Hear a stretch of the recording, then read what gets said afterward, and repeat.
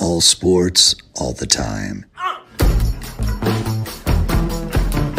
There's heroes and there's legends. Heroes get remembered. Legends never die. This is the Spoken Podcast. Hold your ears, folks. It's showtime. I'm your host, Lance Twidwell. Man, that kid, he can ball, man. He can ball. Touchdown, Kansas City! Patrick freaking Mahomes, baby! Let's talk some sports, because that's what we're here to do. You are tuned in to The Spoken.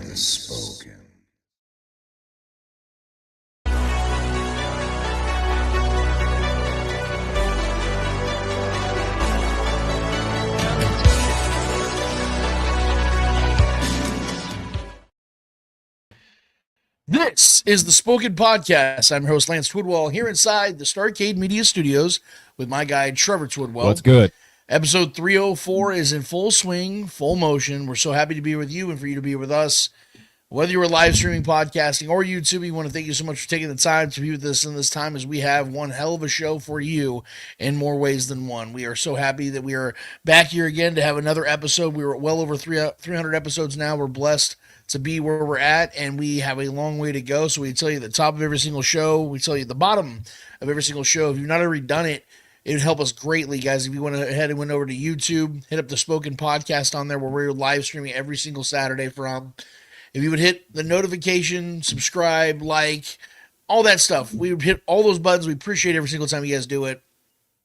But if you'd be the coolest thing you guys would possibly do is if you go ahead and just get in the comments when we're doing the show. That's what we love the most, is when it's a community-driven show. That is what it's about. That is our goal every single week, is to reach as many people out there as possible. That not only just reach people, but for people to reach back and to be a part of what we're doing here, to be receptive to the whole situation that we got going on. Whatever it is that we're talking about, you guys feel free to drop your comments, your takes, your comments, your concerns, your questions, whatever you have. And I say questions at the end because we have an entire segment called Speak It, where we dedicate it right in the middle of the show. We dedicate it to you guys. All your questions that you guys have for us, we will answer them as candidly and as thoroughly as we possibly can. So go ahead and get those questions in now. Trevor will save those for the back end of the show, and we will get to you guys as soon as we possibly can with those questions. But throughout the show, whatever takes you guys have, we will put those up on there as much as we possibly can throughout the show, so you feel like you're a part of this thing, because that is literally what it's all about, is for you guys to be a part of this. Trevor, we started a little bit later today. Obviously, the volleyball games this morning, but how was your week? How's things going, man? How you doing? You ready to? I'm sure to get some things off our chest and out of the way here, man. Yeah, I mean, I think I speak for everyone else, especially myself. It's been a long week this week. That was, not the funnest weekend coming off of to go into a work week, but here we are. We made it, and here we are to discuss this nonsense. I'm good though, man. Scarlett she won both her games today this morning. Had another ace. Was doing her thing out there. Yeah, and also today is my son's birthday. Yeah. Jack Donovan's birthday. He's 9 years old. My little Valentine's baby boy, my little lover boy. So shout out to my son Jax. He is 9 years old today. We're gonna go bowling for his birthday later on today. So And I'm gonna finish last. yeah, Jax will beat you somehow, I'm sure. Almost did last year. Obviously, shout out to my nephew Jax. Shout out to my niece Scarlett for having successful days today. I cannot believe Jax is already 9 years old. It's absolutely trippy. And that Scarlett is acing her way to a potential scholarship one of these days in volleyball. But unfortunately, Trevor, that's not what we can sit here and gloat on too much, man, because there's, like I said, we got to get some stuff off our chest. There are very few shows, guys, that we don't really look forward to talking football with you guys on, but this is one of those shows where we're almost there. And shout out to the chat for being here waiting for us, guys. Shout out to Billy Hodge, Dustin Orton, Bumpa BP, Ruben DeCruz, John Harrison. All you guys are already in here. Yeah, Billy Hodge has 304 shows. I can still remember the first show. Bill Hodge has been around since the beginning, man. Yeah, well, shout out to you, man. And Julie Gooley's in here as well. Yeah. Thank you for Julie for being here. Express your feelings, guys. Drop your hearts into our conversation, because it isn't just Valentine's Day you express your heart. It's the football season that you can express your heart on as well, and that's what we're about to do. In fact, Trevor, I'm going to do something I haven't done in months. I'll take my glasses off for a minute here, because I got to have an honest conversation with everybody here. I got to look you guys all up in those eyes for just a brief moment here, because this is a part of the show, Trevor, where I think that people are not going to really enjoy what I have to say. So without further ado, Trevor, it is time for Rants.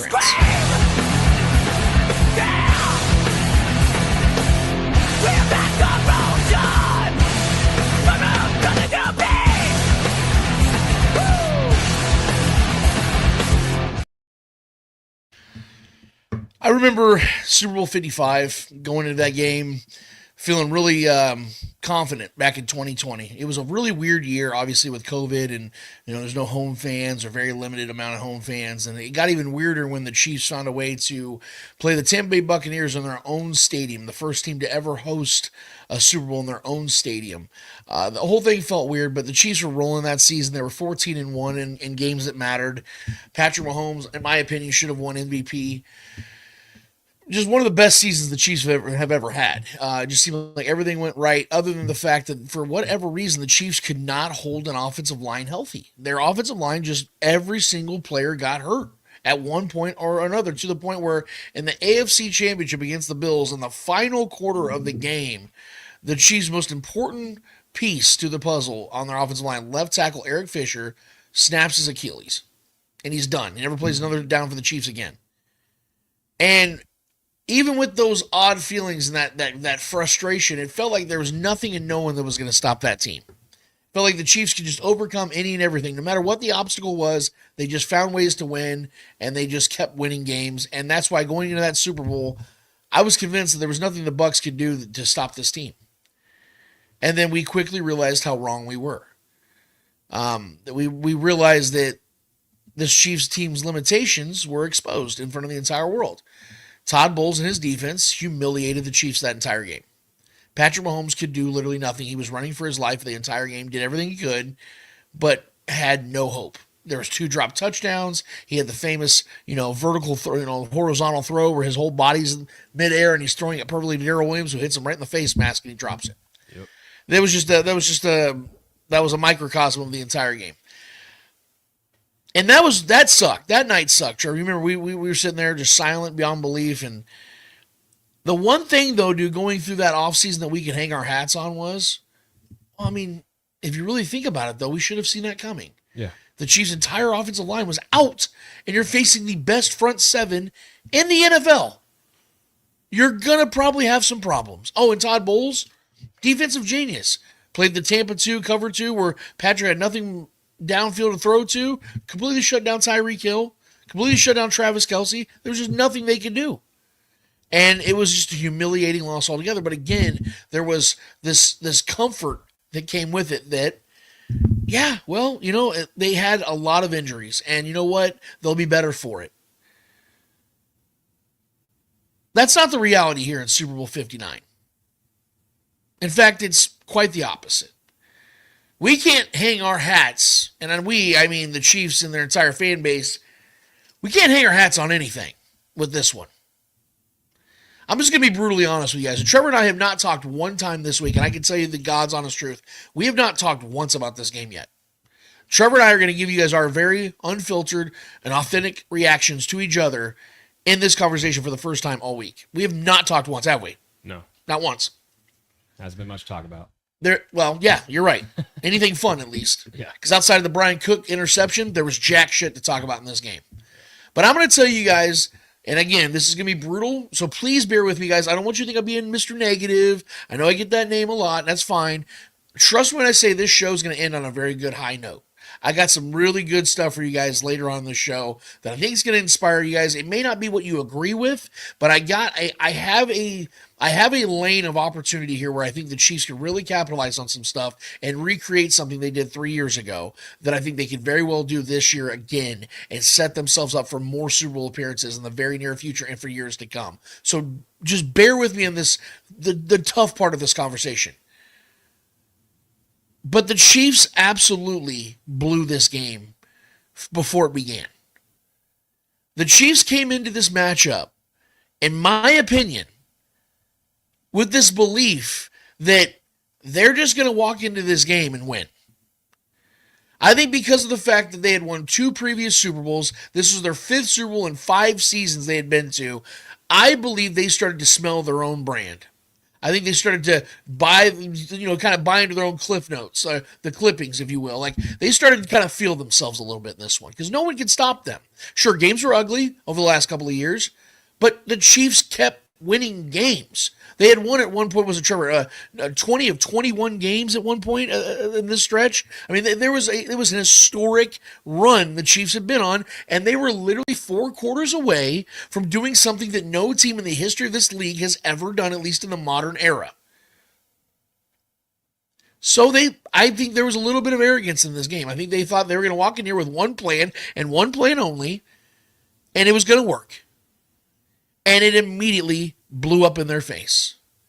You saw immediately that the Eagles' front four was going to wreak havoc on this makeshift offensive line and cause Patrick Mahomes to have probably the worst game of his career. I know the numbers look better at the end, but let's be real. Those were just stat padding, garbage times. We watched the game. Yes. The first 2.5, 3 quarters of this game, which was the part that mattered, Patrick was horrendous. Not all his fault. Trust me, I'm going to break that down. But he was bad. Yep. We can all accept that, right? He'd be the first to tell you. He was the first to tell us. He said that in his press conference. The man knows how to own up, and he did. Fair, unfair, it's just the truth. And not to toot my own horn here, Trevor, but I hate to say it. But this was why I told you guys from the beginning that having Joe Thuney at left tackle is not something you want to do long term, and you don't want to do for a playoff run. It will work in a pinch when there's an injury or there's things you got to do for a pinch. That's fine.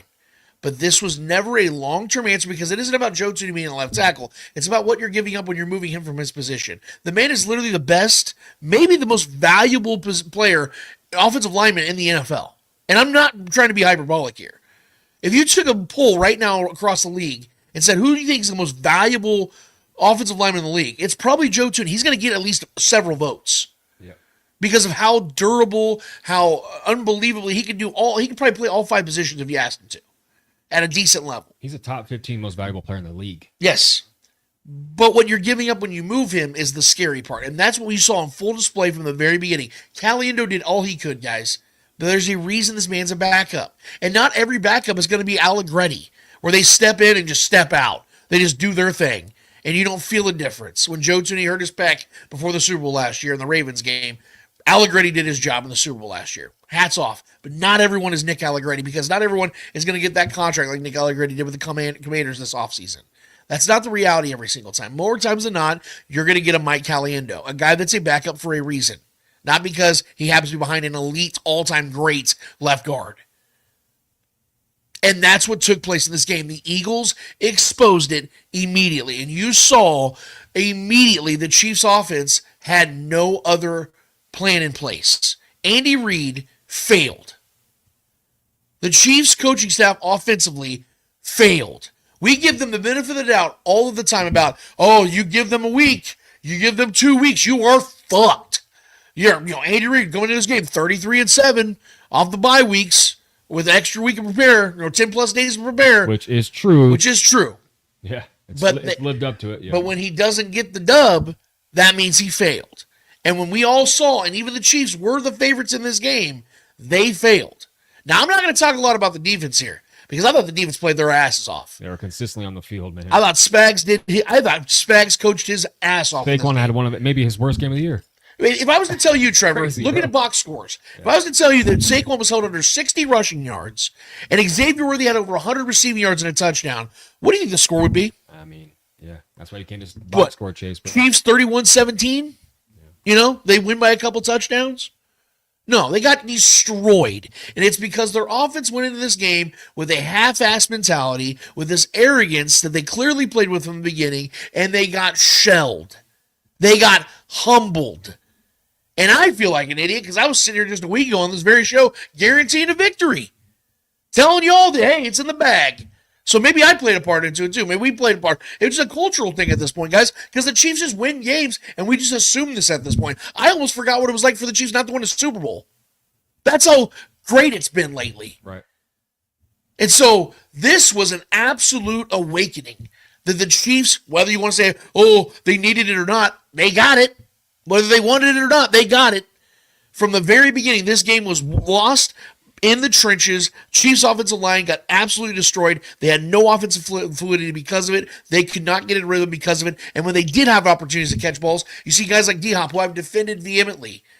Opportunity to make maybe probably even a scoring play. There Probably was a touchdown. 20 yards. Yeah, nobody was there. Nobody was there on the left side, on the entire right side of the field. And it looks like he got sniped. It looks like somebody shot him from the top of the freaking stadium. Falls down and hits the ball with his left hand. He's done. And then wants to call it the refs, which I did agree with what he was saying, but I don't think you're the guy that needs to be sending that message, bro. When the one opportunity you had to make any type of contribution in that game, you failed to do so. So, sorry, man. I can't accept that. And what I can't accept is the performance this offense put out there. This offensive line got absolutely cooked. I mean, guys, think about this for a second. The Eagles blitzed 0 times in this game. 0. And they got pressure on Patrick Mahomes on 52% of his dropbacks. To let you know, that's 3% higher than what the Bucs got on him in Super Bowl 55 when we thought that was the worst it would get. No, it got worse. It was this time. And this time, there's no excuse because Andy Reid decided to refuse to put his actual left tackle on his roster in this game at any point. I understand that you want to go down with the guys that got you there, but when you have an opportunity to climb back in a game and it's the game of games, don't be a fool. Don't sit there and rest in your laurels. Because I admit to you, when we were down 10-0, I thought the Chiefs would come back. They're down 20-0. I thought the Chiefs would come back. Not when it's 33-0. At some point, you have to do what it takes. You have to give your team a chance. And it was not working for 2 damn quarters with the offensive line playing the way they were. You needed to make a change. You needed to put Joe Thuney back at left guard, and you needed to play DJ Humphries. Maybe it doesn't work, but you know what I know doesn't work? What you put out there to start the game. Andy Reid failed.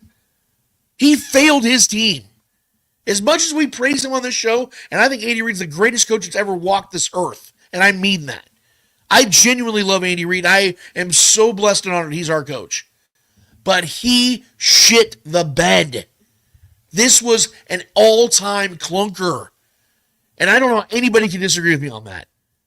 I don't want to keep diving into this, Trevor, and killing them while they're down because this team is hurting right now, bro. Our whole fan base is hurting right now. We got to get this off we got to get it out there, dude. Yeah. And I'm sorry if this offends you, but I don't really care at this point, guys, because that is exactly what happened out there. I cannot mince words. The Chiefs didn't lose by a last-second field goal. If that would have happened, we're having a completely different discussion right now. We would say, you know what? The Eagles just found a way to outlast Patrick Mahomes. If the Chiefs put out a good performance offensively, we'd be having a much different conversation. And I think we'd actually be feeling a little bit better right now. It wouldn't feel good. Losing never feels good. But at least we would say that team went out there with a game plan, and it worked. It was the complete opposite of that. Trevor, what are your thoughts on this game, man? Well, welcome to therapy. I have the talking pillow now. Listen, this is how we get by. This is how we get past this shit, man. It was a tough one. This was tough to watch for sure. And I want to say this. I understand your point, and your point is valid about the offensive line. If Thuney plays his normal position, we still lose this game. Because the game plan alone was just awful. It looked like we were trying to drop back 6-7 steps with Patrick Mahomes and just trying to chuck the ball downfield. We weren't getting the ball out quick. We weren't getting quick touches. 0 jet sweeps. How? We have Hollywood Brown and Xavier Worthy. These guys, we're doing no quick touches to them. Nothing. That I mean, is crazy. That was wild to me. D-Hop dropping the ball. That's just an anomalous type of play from him, and it just happened to happen. Everything was going wrong in this game. Other than our defense, I thought our defense was great. The box score won't tell you that, but the defense was great. Our defense was awesome, just like it's been all year long. Yeah, we were not the better team, man. Straight up, and as cliche as that sounds, Philly was just ready to make a statement. We kind of forgot what it was like to make a statement. Right, and the thing that hurts the most is I care about losing the Super Bowl, but we just made 3 in a row, guys. You know what I mean? Like if there's any positive or like any kind of like moral victory to take from this, this was 3 years straight. We were in the biggest game of the year, of the biggest sport in the world. Have some pride, kind of rest on that a little bit. Let that kind of get you by a little bit because that is something that's commendable and respectable. And no one's ever done that before, even gotten back to that for a 3rd straight year. So just think about that for a minute. It does suck losing the Super Bowl, especially in the fashion that we did. But we took away their greatest strength on offense, and they found a way to beat us still. This is why I believe that we were going to lose this game regardless of what our offensive line did. They just outplayed us everywhere. It was really unfortunate to watch, and the game was over pretty quick, and I kind of realized it pretty early on in the game. When I was looking at Pat's eyes, and I was just seeing his body language, he looked defeated pretty quickly. And I think there was some fatigue too. There was the quotes going around from an anonymous coach and the Chiefs staff talking about, does the Super Bowl get boring? Boring isn't the word I like there, but I kind of see what they're hinting at. Can this become redundant? You can kind of rest and just kind of trusting that you're just going to go win somehow, some way. Yeah. And the fight was brought to us. We had no way to recover. We had no way to stop the jab. We had no way to see the haymakers coming. The haymakers just kept coming, and we were taking them on the chin, and we were knocked out pretty quick in this fight. It's tough to watch. It's tough to watch seeing the footage in the post game with Kelce not looking the most involved in the plays. That was tough to watch. From my favorite player of all time, just kind of seemingly quitting on some plays just out of pure frustration. That's tough to see. Patrick Mahomes kind of having to scramble around for his life once again. Tough to watch. Us not running the football at all. 7 times total, man. At all. Like no jet sweeps, no quick touches, no quick passes, no quick slants, nothing underneath, no drag routes, nothing. We weren't trying to get the ball out quick. We were trying to find guys deep, 10, 15 yards. The offensive game plan, this might have been the worst offensive game plan I've seen all year. And I don't know why we didn't kind of do something similar that we did against the Texans, a similar defense to what the Eagles are. Good second, a couple good secondary players, but a really stout front. We played them entirely different. With the Texans, we were getting the ball out quickly. We were getting the ball in Hollywood Brown's hands and finding Xavier quick on quick outs and stuff like that, and throwing to the bubble screens and things like that. We did none of that. I don't understand what we were doing. We just let Pat just beat the shit out there, and it was really frustrating to watch. I was very frustrated with Patrick Mahomes' play. I didn't think he was great at all. I felt he was just kind of coasting a little bit, and it felt like there was no real urgency from him. And then also the offensive line just gave him nothing, man. We were just absolutely honestly bullied from the jump. 60 straight minutes of just being bullied in this game. Garbage time. I don't give a damn about that garbage time touchdown to Xavier Worthy, bro. That defense was done. It was a wrap. The Eagles weren't pressuring us. They weren't bringing any dogs in those plays. Patrick actually finally had time when, if our offensive line played better than it did, maybe he would have been able to make plays like that in when the game was actually mattered. But overall, I was happy with our defense. I thought Chris Jones was very passionate. Seeing him on the sidelines and him trying to rally the troops. Seeing Amenahu really passionate as well. But although those guys were passionate, we weren't getting to Jalen Hurts either, though. And that's frustrating too. I thought our guys held up on the defensive side well, but they still weren't getting enough on Jalen Hurts.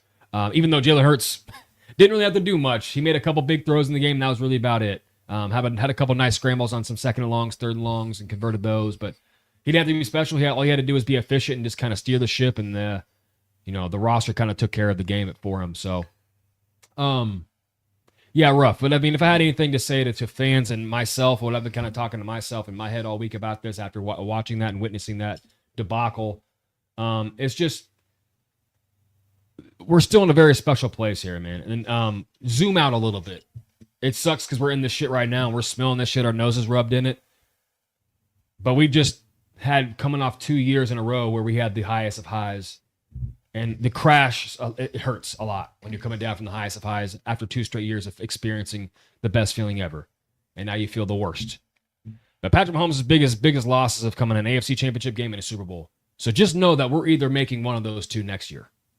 You can book it. So we'll be right back in this fight next year. It sucks. We have to eat this. This is a tough loss. It was an embarrassing loss.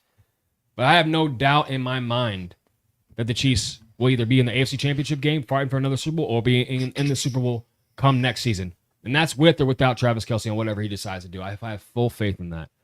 But Andy Reid needs to take a big blame in this game. This was a terrible coaching job.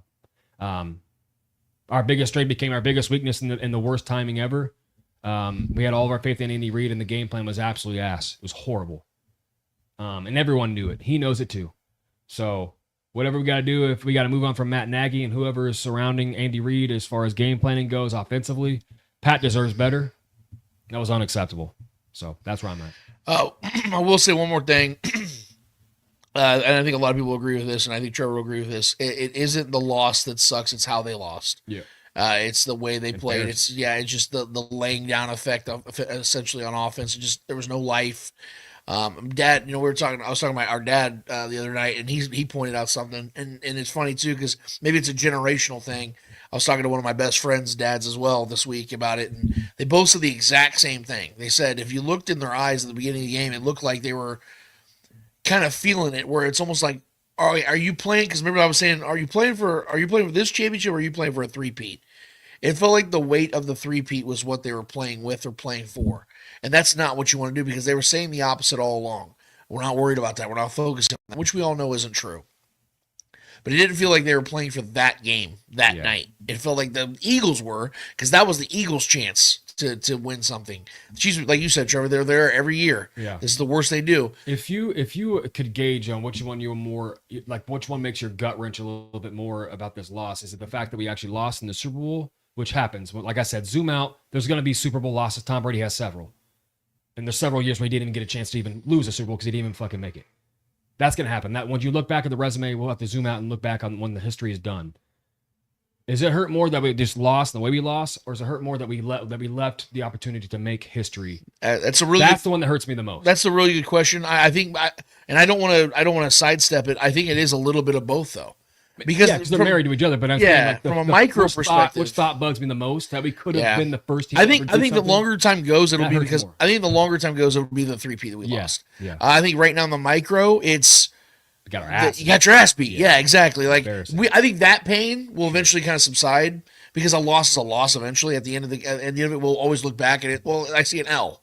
I remember how bad it was, but it won't hurt as much because time is healed. But what will suck forever, and I think what will suck especially for the players, is knowing they built the last 3 years an opportunity to do something no one else ever did, and they couldn't get it done. That's going to be what is the lasting. Because imagine the opposite. Winning a Super Bowl, like Patrick Mahomes' first Super Bowl, was probably great. But I guarantee you winning 3 in a row would mean more to him than that first one, because it's something so unprecedented. That's what he was looking for, and that's, quite frankly, what his entire career has been. Yeah. And the chances of that ever happening again is just so minute. Yeah. But like you said, Trevor, what isn't minute is the Chiefs being back to where they are. And after 2020, losing to the Bucs like that, I knew Chiefs will be back. Yeah. And you heard Patrick say that to several players on the sidelines. He didn't say that to Travis Kelce. He said, "I love you, brother." Yeah. I think there's. I don't want to read too much into that, because I think it's just the situation of that's his closest friend. I think the conversation is just a little bit different, and he knows that there is a chance that Travis isn't back. I will say this, guys, because I know you guys are going to ask. Where I stand currently is I do still stand on the fact that I do believe Travis will play one more season. I know right now it feels like he's probably not going to because of his body language, the way he played, but I'm not going to judge this man off of one game. I'm going to judge him off the body of work. And going into that game, I think about 75% of people would have said Travis Kelce's coming back. I don't think that game determines whether he's coming back or not. I think it's going to be the mental side of things, the want to. And from everything we know about Travis Kelce and the support he's getting from his significant other, football is still something that he wants to do. And it's something he's being supported in doing. And the thing about it I want to bring up, Trevor, is the fact that we saw Jason Kelce retire after getting blown out in the wild card round against the Buccaneers. Mm-hmm. And then the next year, his team wins the Super Bowl. I like to think that Jason Kelce probably thinks to himself, man, I could have played another year. Now, he did have a knee injury that was bothering him. Mm-hmm. Travis doesn't have anything like that. I think that Travis looks at this team and says, well, Patrick's still in the prime of his career. He's just entering his prime of his career. Andy Reid's going to be here for another 3 or 4 years at least. This team is going to be Super Bowl ready to go. Sure, I can retire, but I could miss out on winning a 4th title. Do I really want to do that? Yeah, he'll make money elsewhere, but he's going to have $11.5 million in a roster bonus up front. I think he's guaranteed like $18 million or $17 million next year. There's a lot of money at play, and there's a chance for him to win another Super Bowl. I'd like to think that Travis sticks with that for one more year. There is no doubt in my mind that he's going to be back next year. Yeah. I'm 100% on one side of the fence, and that's he's going to be back next year. Knowing Travis Kelce and the competitor that he is, granted, he doesn't have to be who he's been his whole career. He wasn't that this past season. Right. And he knows he doesn't have to be that. Travis Kelce is going to be a Chief next year. He's going to play football. He's still got a year under his contract, and I fully believe he fulfills that contract. Shit, maybe even restructures it somehow or some way, or maybe takes a small extension to spread the money out so they can make more moves. He's always done things like that. Sure. So I could see him playing another couple seasons. That's where because I think he's that important to this locker room. I think he's that important to Patrick's morale as well. Just the relationship alone. He doesn't need to be special anymore. His career is already goated. You know what I mean? So he doesn't have to come out here and be dependent on it. But that's the problem, though. He was dependent on too much this year, knowing that he had to take a step back. I think that changes this next year, especially with Rashee Rice coming back at some point and Xavier Worthy looking like the second coming of a better version of Deshaun Jackson. So I fully believe Kelce. I never even questioned. I know I've seen the clips and I know I've seen the podcast. I have no doubt. The guy he's obviously he's getting old in the doggy years of football. The dude is in his prime years of his life. He's in his mid-30s, same age as me. This is the prime years of his life, biologically, right? So, and he's got so much waiting for him on the other side of football. He knows he can do a lot of things after football is done. Sure. He's even done things during football. So I think he can go make a movie or do a TV show on the offseason or whatever he wants to do. That guy wants to win, and I think he wants to get another ring. And I think him being back next year would be a big part of that push to get right back to the big dance. And I don't think Travis Kelce's going anywhere, man. Yeah, and that's where I think a lot of people are going to start to slowly get to, because March 14th, I believe, is the deadline that the Chiefs have to guarantee his roster bonus. We're going to know before then. I think that right now it's really heavy on Travis because he knows, like we were talking about, they had a chance for history. And he played like crap. So naturally, as a vocal leader on that team, he really felt like he let his team down. I don't know if it was Mitch Holthus or somebody that was talking on radio this week that made a really good point that I wanted to give credit to. The reason why they feel that Travis will be back is because of the fact that, and it's something we talked about just last week, Patrick Mahomes is, the man of this team. He's the general. He's the guy that, everybody follows his lead. But the voice, the heartbeat of this team is Travis Kelce still. Yeah. He's the longest tenured Chief on this team. He's been here since day one with Andy Reid. And even if, Trevor, he isn't a great player anymore, doesn't contribute statistically, having him on that sideline as like an extension to the coaching staff is going to be so paramount. It's going to be so big for a lot of these young bucks that are coming around, or some of these other veterans that are going to be trying to find their way into this locker room. He's the guy that kind of eases things over. He's the he's the charismatic one. Patrick, let's be real, Trevor. He's kind of a goofy kid. You know what I mean? Like he's kind of socially awkward sometimes. He'll make you feel welcome, but it's Travis that makes you feel like you're family. He's the big brother. Yeah, he's Patrick's big brother, bro. Yeah, I think that value of having him here for at least one more season is going to be what I think really carries the tide over of healing from this loss that they just suffered. We just got to stop being such slaves to the moment, because it's a brutal loss and everyone's wanting to question it. We weren't questioning it at all after we heard Clark Hunt's comments going around Radio Row. When Clark Hunt was talking about he fully expects Travis Kelce to be, that's the owner of this team. Everyone's like, oh, Travis going to be back next year. We all know it. Now we were getting ready for the highest of highs, making history, winning the Super Bowl. Now that we lost, everyone's like, oh, Travis, did you guys hear the soundbite? Oh, Travis might be not. Listen, bro, we can't let our emotions get swayed that back and forth. And I get it. He's going to make his decision nonetheless. I could be fully wrong here. But the owner, just before the Super Bowl, was on Radio Row talking about he fully expects Travis Kelce to be here. He thinks he's got a lot of football left. You don't think he has a relationship with the guys? You don't think he hears things? You don't think he's connected to this team? Right. That's the owner of the team, man, and who's a very involved owner with players, right? He's not some distant guy, So I just think we were all feeling great about Travis' future when he said that, when that came out before the Super Bowl. Now, after the Super Bowl, everyone wants to talk about doom and gloom, and it's just we got to kind of find that balance, find that medium here, man. Right, I agree. And again, I'll end this by saying congratulations to the Eagles, man. 100%. You guys, it's a great team. They were a worthy opponent for being there. I'm happy for Jalen Hurts because I know he's been questioned and doubted a lot, and sometimes rightfully so. Yeah, humble dude, man. He did what he needed to do in this game. He didn't have his star play at a high level, and he still took care of business, man. Congrats, he went out there and threw some incredible balls in this game, made some big plays with his legs, and shout out to that Eagles defense, man. They went out there and kicked ass. That defense is just going to get better too. They're young. Yeah, I know their fan base absolutely sucks. Yeah, but their That's player. unfortunate. We heard Saquon Barkley come to the defense of Travis Kelce and Taylor Swift. We've heard another big class from the outside of C.J. Gardner Johnson and go fuck himself. But the majority of this Eagles team has been classy, and I want to give them the respect. So tip of the cap, man. It's the Eagles for winning the Super Bowl. You guys kept history from happening. You did the same thing essentially with the Patriots a few years back as well, because the Patriots went back and won the Super Bowl after that. They would have had essentially a three-peat had you guys not beat them in 2017. So hats off, man. Congratulations, Howie Roseman and the guys. You guys built a juggernaut roster, and you deserve to be champions, man. Absolutely. So I'll leave it there. Beat our ass, man. I want to move, Trevor, and I'm gonna put my glasses back on because I'm feeling nicey. Because boys and girls, it is not over. As our guy, what's his name, Trevor? Daughtry said once. It's not over. It's not over. It is not over, boys and girls. The Chiefs are going to be back, and they will be back several more times in the Patrick Mahomes era. So feel good, okay? We got all the tough shit out of the way. But we are now officially moving on from that. We're not going to be sitting here relishing on the Super Bowl loss. We're going to be talking about what happens moving forward. I will preface this by saying Trevor has no idea what I'm about to say. Literally has no idea. I found out about 15 minutes before the show that I have these plans.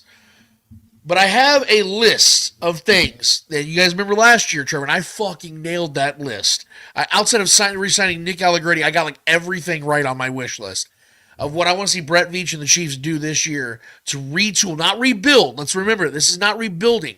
Rebuilding means you're no longer a contender. Right. They are retooling. We know there's moves to be made. There are moves to be made. Now, this is not including letting guys walk.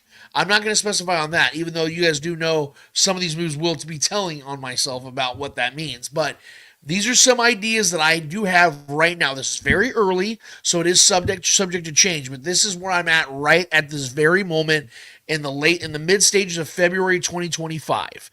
This is where I'm at. Trevor, I want you to react to each one of these. I'm going to go one by one, okay?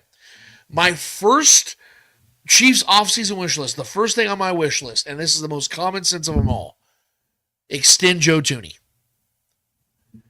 Toney carries a cap hit of $27 million next year and a base salary right around like $15 million-ish. It's like, I think it's like 14.8 or something like that, but it's like right around $15 million on a base salary. Yep. Voiding his final year of his current deal and extending him for at least through 2026 not only locks up one of, if not the single most valuable offensive lineman in the NFL at only 32 years old. We see guys play well into their mid to late 30s at high levels, while also keeping this price down. It would also open up several million in cap space for the Chiefs to use to sign or re-sign any veteran they have at the top of their list. And we all know that Joe Toney is, like we said, the most valuable piece on their offensive line right now. I think this is the most common sense move. Like I said, you're dropping money. Because right now the Chiefs have around like $15 million in cap. That's going to keep fluctuating, but that's right where it's at right now.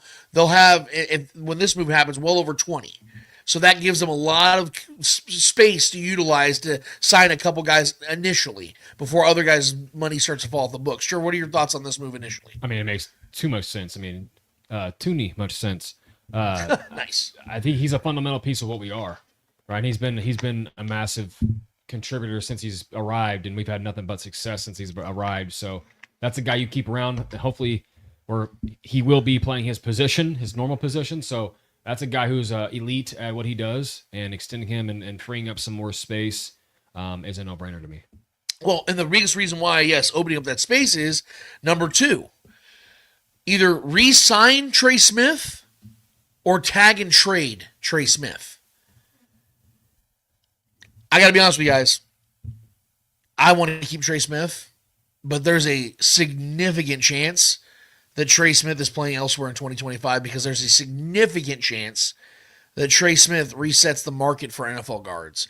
If we go ahead and try and put up his market value real quick from SpotRack, SpotRack is the Bible to me when it comes to market value of players. If you look at it, would you look at it?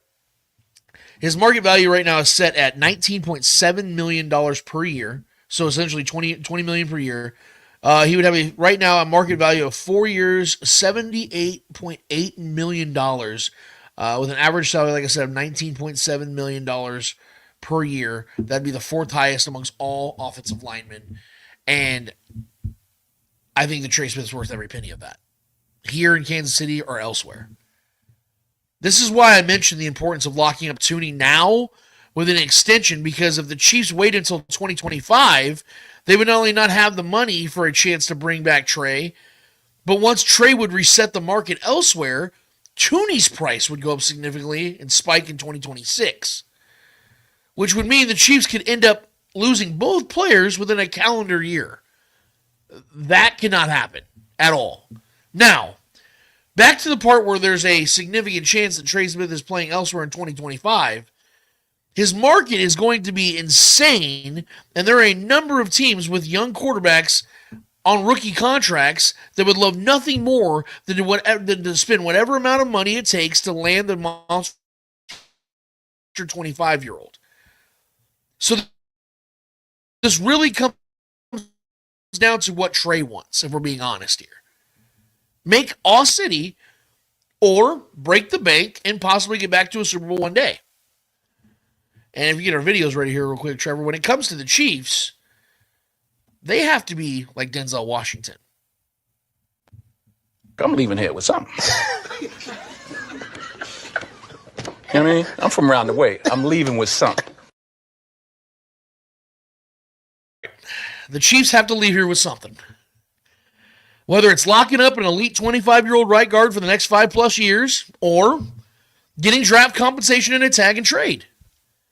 We know that the Chiefs have become accustomed to this move, with them doing this exact same thing with another highly valued veteran and cornerback, L'Jarius Sneed, just 1 year ago.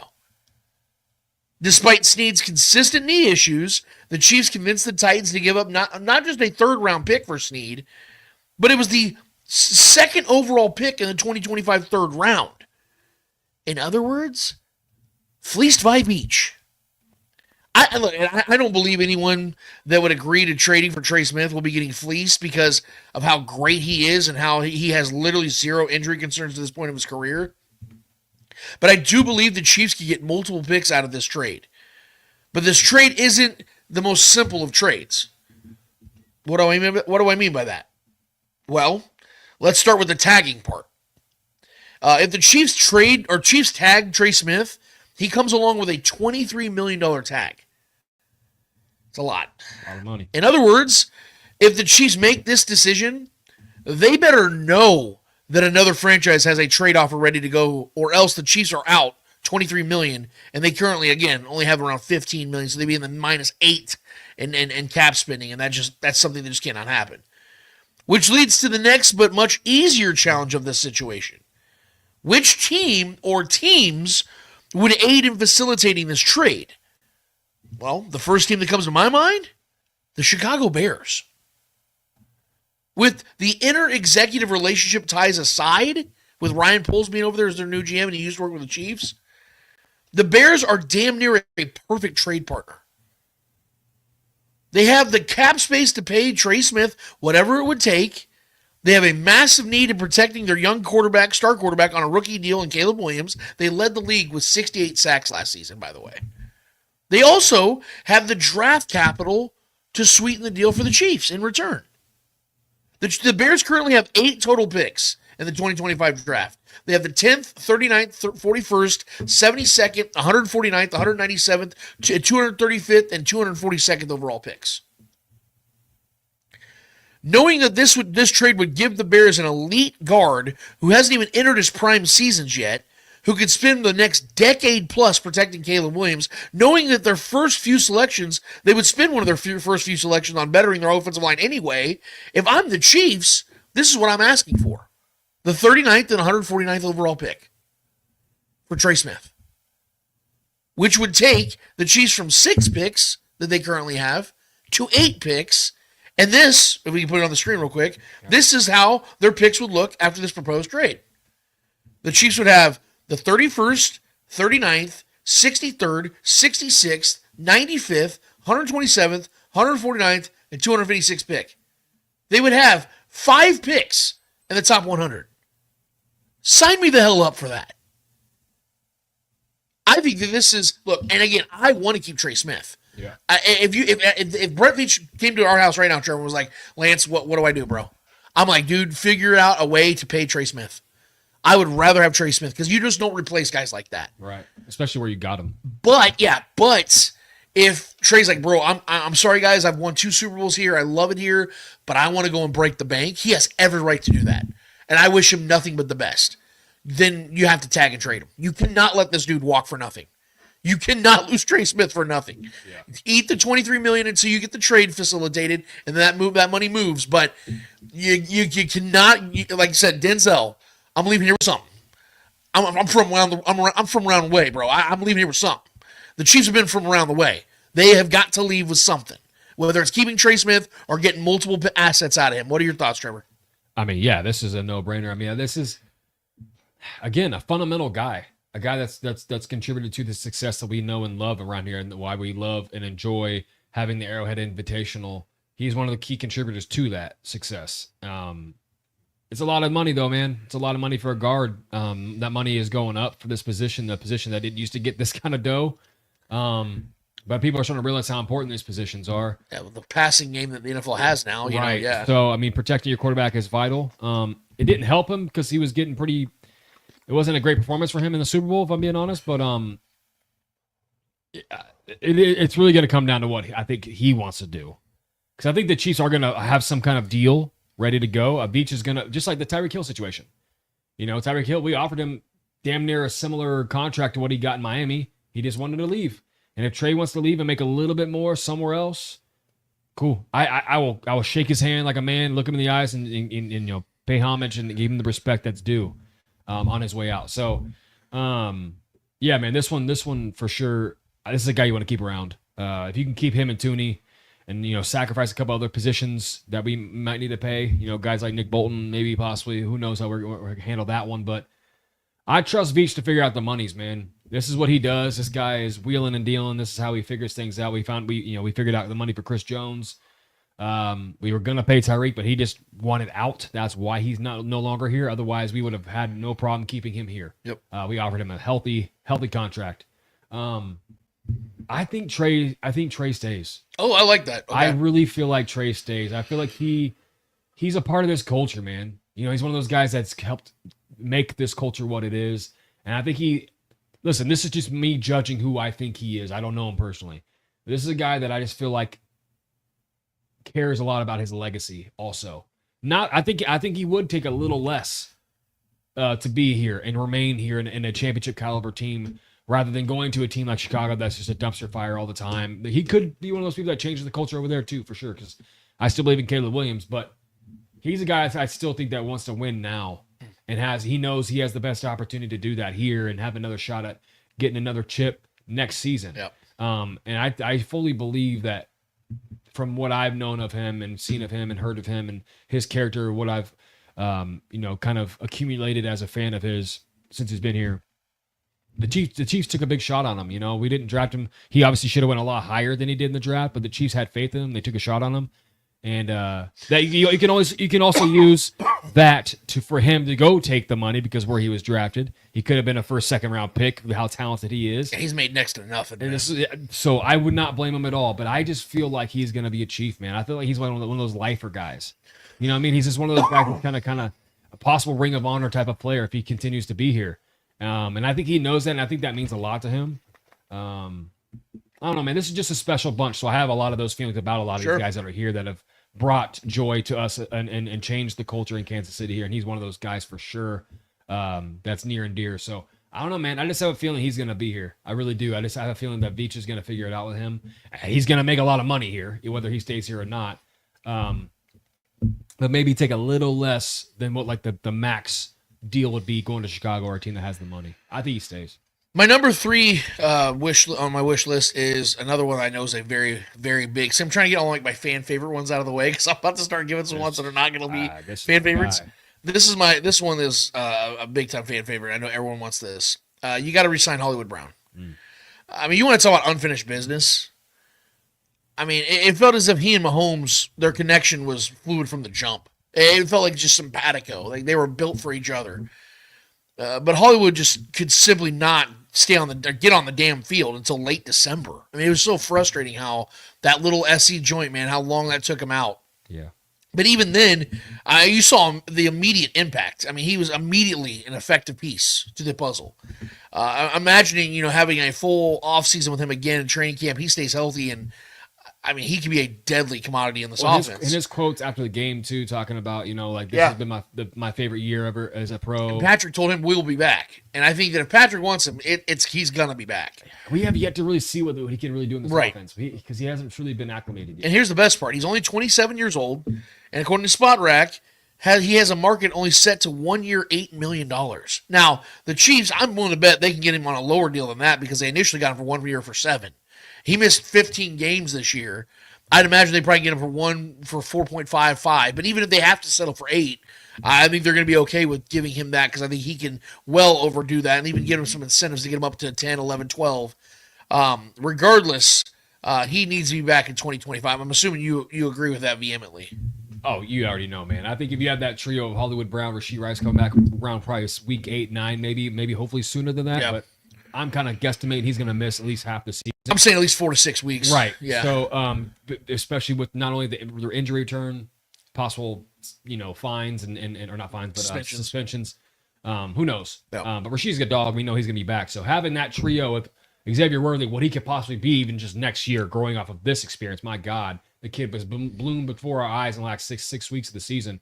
Having that trio would be nasty. And Hollywood, he didn't really get to show it too much in the postseason. I was really hoping for it. But I do believe Pat trusts him. And I do believe if you give Pat some time to make plays, Hollywood's going to be one of those guys that can make big plays with Patrick Mahomes. We've seen a couple of deep shots that didn't transpire to one or a completion or just didn't matter via penalty or whatever that took it away. But there were several times there could have been big plays between those two. And I think that's something you can grow up. And I look like $8 million.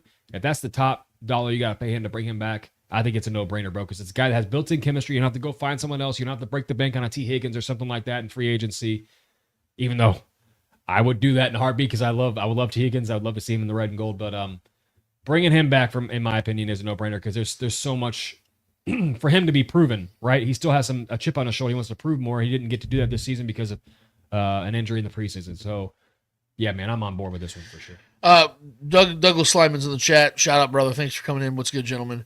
I did want to address something real quick before we get back to my wish list. Our guy John Harrison, because he has cachet here. I wanted to address it directly. John said, "Hate to say this, Smith." He's talking about Trey Smith. Trey Smith hasn't had high PFF passing grades the last few years. Creed, Tooney in the upper 80s and 90s. Taylor mid 70s. Smith in the 60s. He's a better run blocker than pass. I do agree with that last sentence, that he is clearly a nasty uphill or downhill type of blocker. That's what he is. Well, first of all, that's what the Chiefs need because they need to have a balanced offense. And we know that this offense is at its best when they run the ball, which means Trey Smith is a very valuable commodity when it comes to his best skill set being a run blocker, even though we know that Patrick Mahomes is the guy you need to be able to pass protect. I don't think that Trey Smith is in any way a liability in pass protection, though. I don't believe that at all. And second of all, this isn't at John. I'm not saying this towards John. I'm saying this towards the group. Fuck PFF. I don't give a shit about their grades. Their grades are all based upon a bunch of fairy tales and nonsense. Chris Collinsworth and his guys got up and one day and went into their little nerdmobile and decided to make up a bunch of scores. There's literally nothing it's based on, other than just opinions. Trevor, you and I can create our own PFF right now. It's just fan-made analytics. Yeah, so no, I'm not saying that to you, John, because I love you to death, man, and you've been a great statistician for us. I'm just attacking them directly. I've never respected PFF. If you can show me something else from something else that accumulates that he's a bad pass blocker, I'll listen to it. But when he makes the money he makes on teams that are going to be having pass-heavy offenses, come back and let me know because I'm telling you right now, he's going to make money no matter where he's at, and I guarantee it's going to be an offense that has a young gunslinger. Yeah, PFF also doesn't take into account the intangibles of the game. Yes. It doesn't take into effect because we've seen Pat have low PFF grades on certain games, but he had a game-winning drive that had multiple heroic moments, and they don't account any of that. Dude, there was a guy he did it in an ugly way or whatever. There was a guy named Eric something that used to be with PFF and he used to attack me all the time on Twitter, and even he admitted before he quit at PFF. The day before he quit, he went on 810 radio in Kansas City and admitted that Patrick Mahomes broke PFF. Yeah. In other words, it doesn't really amount to anything. And I love Julie Gully said this is perfect. PFF is BSS. That's so good, Julia. Shout out to you, dude. I love when you're on the chat. Shit. Yeah, good shit. But back to my wish list. So far, I have re-signing or extending Joe Thuney. Do whatever you can to extend Trey Smith or tag and trade him at worst, and then re-sign Hollywood Brown. That's where we're at right now. Let me know what you guys think of those three so far. My number 4, Trevor, is re-sign Charles Minahu. Here's the reason why, and I think it's realistic. Okay. Before I didn't. But I heard some stuff from Sam Munson and a couple other people yesterday. Another guy who left PFF, by the way. He's on the 33rd team now. According to Sam Munson and a few others, Trevor, there is a plethora of edge rushers in this market this year in free agency, and this is a draft that is heavy at edge rush, which means what? The Chiefs have the leverage because his market isn't going to be high again. Just like the last time they got him. And the man has missed some serious time. He fits the defense perfectly. He's an absolute animal when he's healthy. But let's be real. He hasn't been the healthiest. Now, he's only 27 years old. So I think the Chiefs could invest in him again, give him another 2-3 year deal, and pay him $10 to $12 million a year again. And they're set, at least with some depth piece, that is a top-tier talent in the prime of his career. I think Charles Minahu is a guy they want to keep for the next couple of years. I would love to see Charles Minahu stay. He knows the defense. Like I said, he is a literal perfect fit. He is the perfect Spagnuolo outside edge rusher. I say sign him back immediately. What is your thoughts? Oh, man, you already know I'm on board. I mean, I want this to happen. I don't know how comfortable or how likely I think it is. It definitely could be, and I think he really, really wanted that Super Bowl, and I think that's going to drive him next year to want to go get another one, whether that's with us or another team. But I also know that man wants his bag. He was bitching about it this last offseason, right? He was saying all those things, and a lot of companies. You got to stay healthy then. It was rubbing a lot of fans the wrong way, and I get it. This is what I mean. It's a job. Like we all go to work for money, guys. Yeah. This is what they. In 30 sick days, it's gonna be hard to get a raise. Sure. It's a brutal game. It's part of the. It's also part of the business. You know, injuries come with it. So I mean, I see both sides, but I mean, if we can figure out a way to do it, and he agrees to a 2-3 year deal that isn't top dollar, but maybe 70%, 75% of what that would be. Right. Fuck yeah, sign me up, dude. Because I love my boy Chucky, bro. I think he is, like you said, a perfect fit for this. He's a long arm guy, has a long wingspan. Is good at batting balls, good at beating guys off the edge, can set an edge really, really well. Just a dominant force. Can also has a solid bull rush too. Didn't get enough of that in the Super Bowl, but I like his potential and what he can do with Chris Jones and George Karlaftis. That's a nasty trio over there on that defensive line, and I want to see that continue to grow together. So yeah, I mean, this one, man, for me, for sure, this guy is an absolute dog and 100%. I love guys like this. I loved Frank Clark, before he kind of started to fall off. I loved who he was. I like those attitude guys that back it up, especially in the playoffs when they can play really well and are hungry to make plays. So yeah, man, Minahu is for sure a guy that I would love to see back next year. My next one, number 5, is one that is gonna. I don't think it's gonna be something that people disagree with. I just don't know if they're gonna be comfortable with it yet, because we didn't see much of him. But I think the Chiefs should resign DJ Humphries. I think they should sign him because there needs to finally be a real competition at left tackle.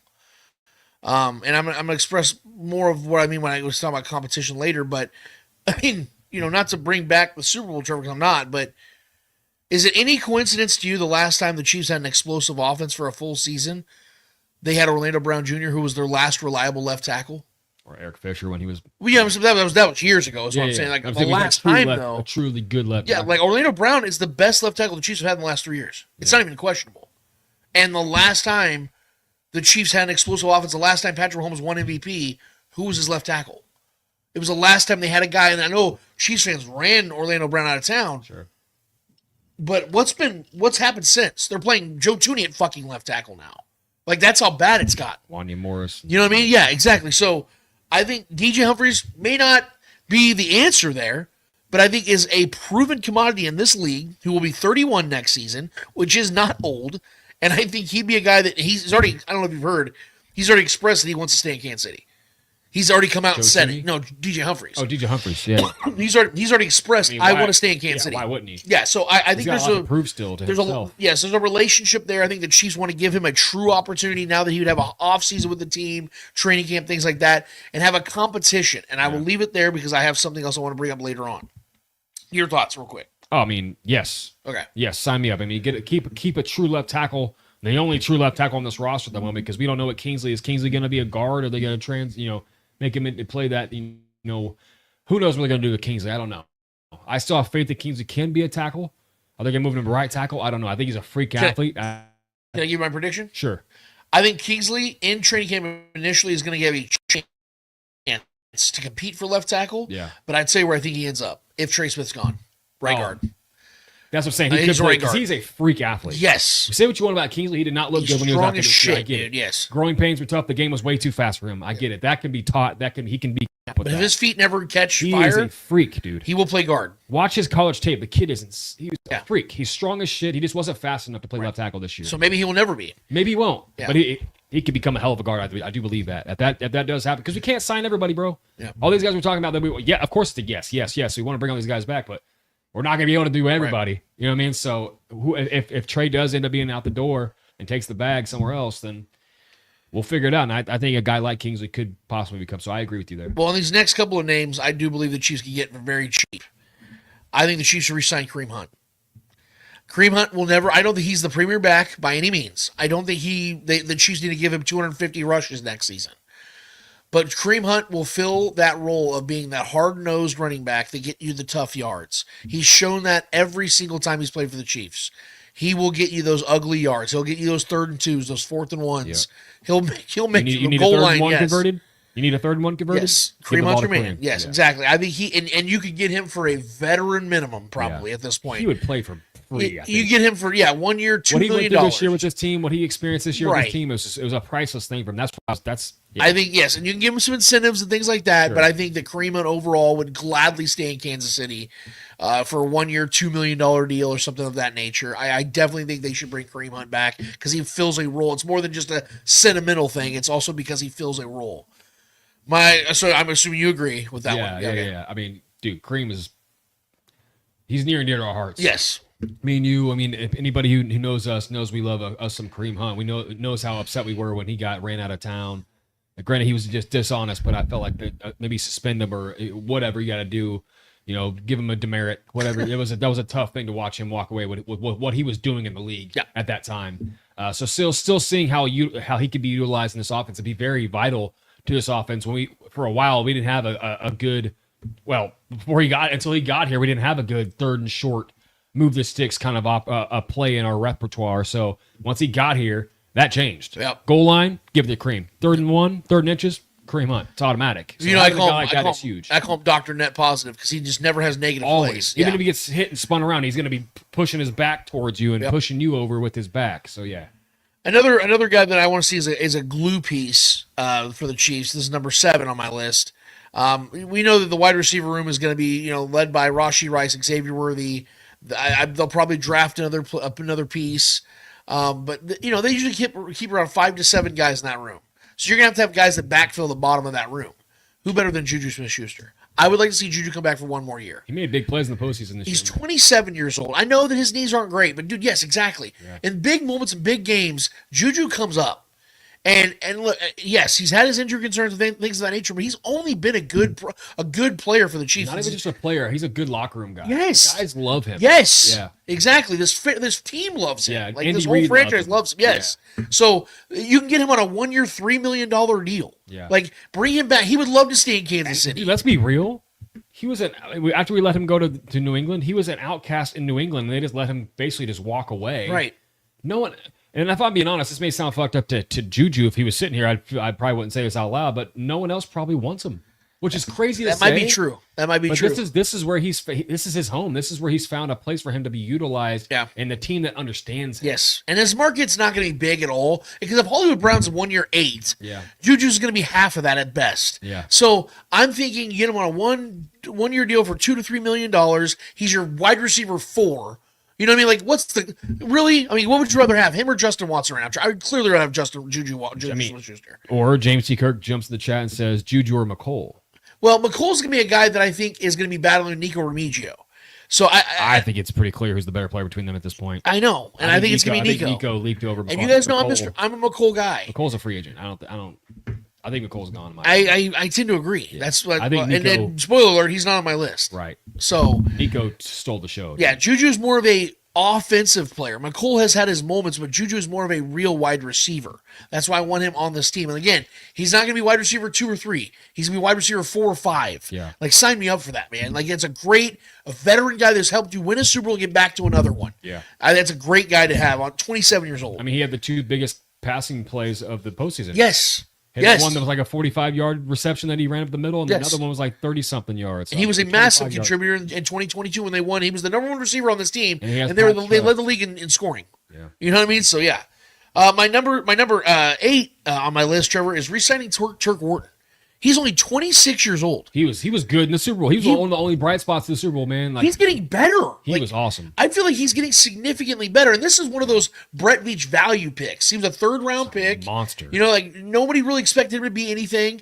Kind of an undersized guy by nature. Yeah. And he just continues to maul. Like my guy Marcus Dash, the chief concern, is not a fan of Turk Wharton. Really? It's not his guy. You know, sometimes we just don't have our guys.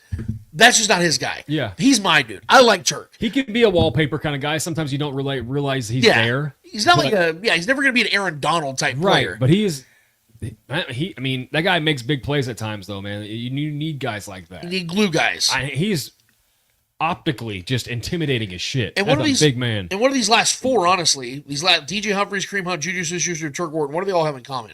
They're all veterans. They're going to make next to nothing money-wise. So the Chiefs can get all 4 of these guys for all upside signings. Yeah, you can get DJ Humphries, Kareem Hunt, Juju Smith-Schuster, Turk Wharton for a combined like $21 million.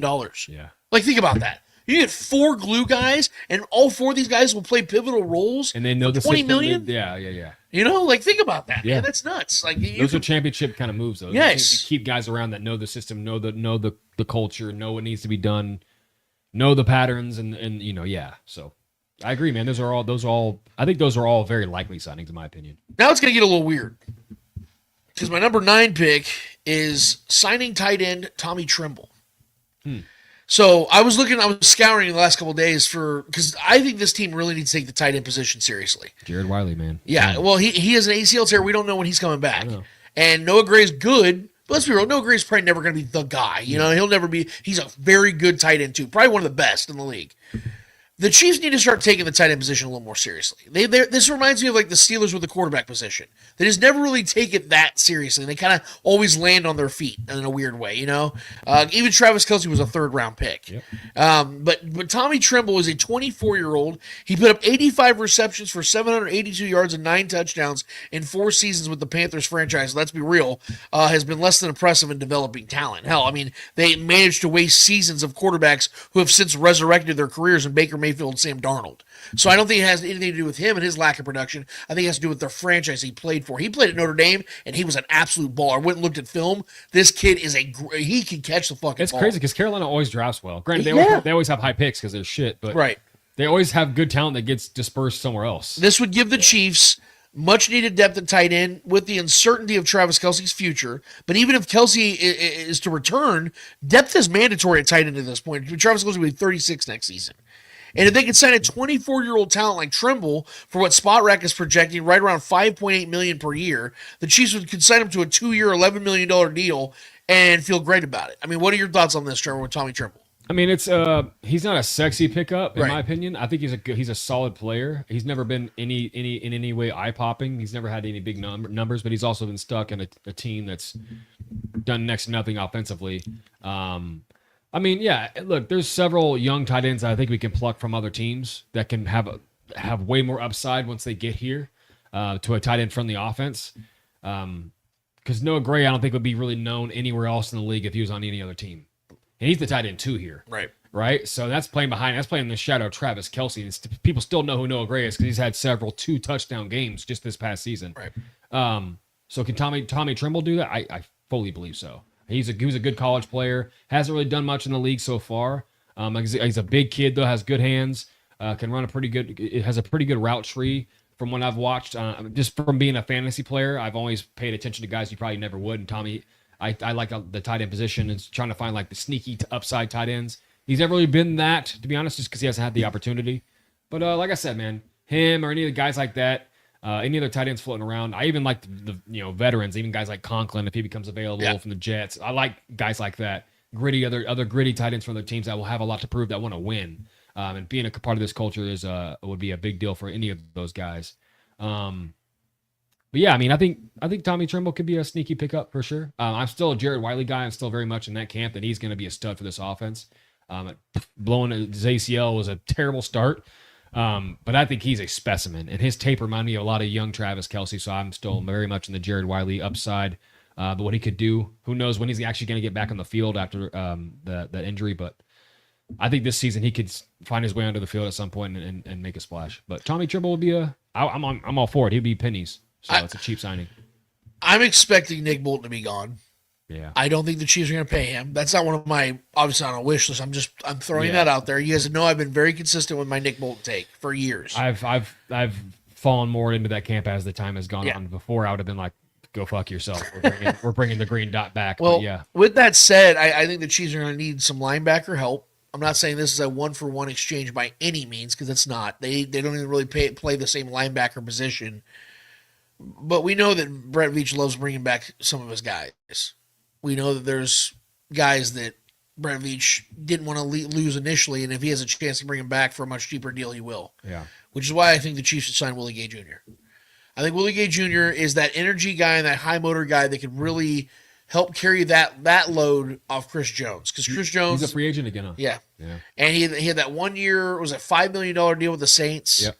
We were all shocked. We thought Willie Gay was going to get I thought we could have paid him that. I was like, why would we just give him that deal? I think we love Willie Gay over here. Yeah. I think with the absence of Nick Bolton, they're going to need some, like I said, some depth at linebacker. Tranquil, Leo. Knowing the defense, understanding the defense, and getting a guy who's so passionate and bringing some juice to the defense at only 27 years old. Yeah. I think another 1 year deal would be more than enough to convince Willie Gay to get here. 1 year, $5, $6, $7 million deal. He'd be juiced to come back to Kansas City. How ecstatic would that guy be? Yeah, I think it makes all the sense in the world. You know, and like I said, we've seen Beach do this time and time again with guys that used to play here, brings them back. And I think that's a really good depth piece. It won't be expensive. Another inexpensive piece that you can plug and play immediately. He knows the defense, like I said. He's helped this team go to a number of Super Bowls. I really like Willie Gay to return. Do you sign off on this one? Yeah, I mean, I didn't see this one coming, but I didn't even think about that. That would make, honestly, a lot of sense, especially moving off Nick Bolton. And I do think, unfortunately, Nick Bolton won't be here. He's going to get probably a big contract somewhere else because that guy is a great player. And another team, I'm sure, will want to grab a guy like him, a guy that's a good leader, a good, vocal leader of a defense, being at the helm of a green dot for Spagnuolo defense. Yeah. So that's a noteworthy thing for him, and I think he goes somewhere else and gets a big contract, and well deserved. But yeah, I mean, Willie Gay coming back, I love the rah guys. That's why I loved the Frank Clarks. I loved guys like that. But yeah, I think he's a seamless fit. He'd come right back in. He knows the system. Spags loves him. How many quotables did he have when he was here, man? You know, the swag surf. He was the one that started that whole thing. It's one of my favorite memories as a Chiefs fan. Yep. So yeah, I think him being back in the locker room could spark even more life than this defense already had, as it is right now. How great this defense is right now. You add another freak athlete like him who can play, sideline to sideline as fast as about as any of them. And him and Leo together were good too. That was before Leo was better as he is now, because Leo's far better now than he was in year one when he was playing with Willie.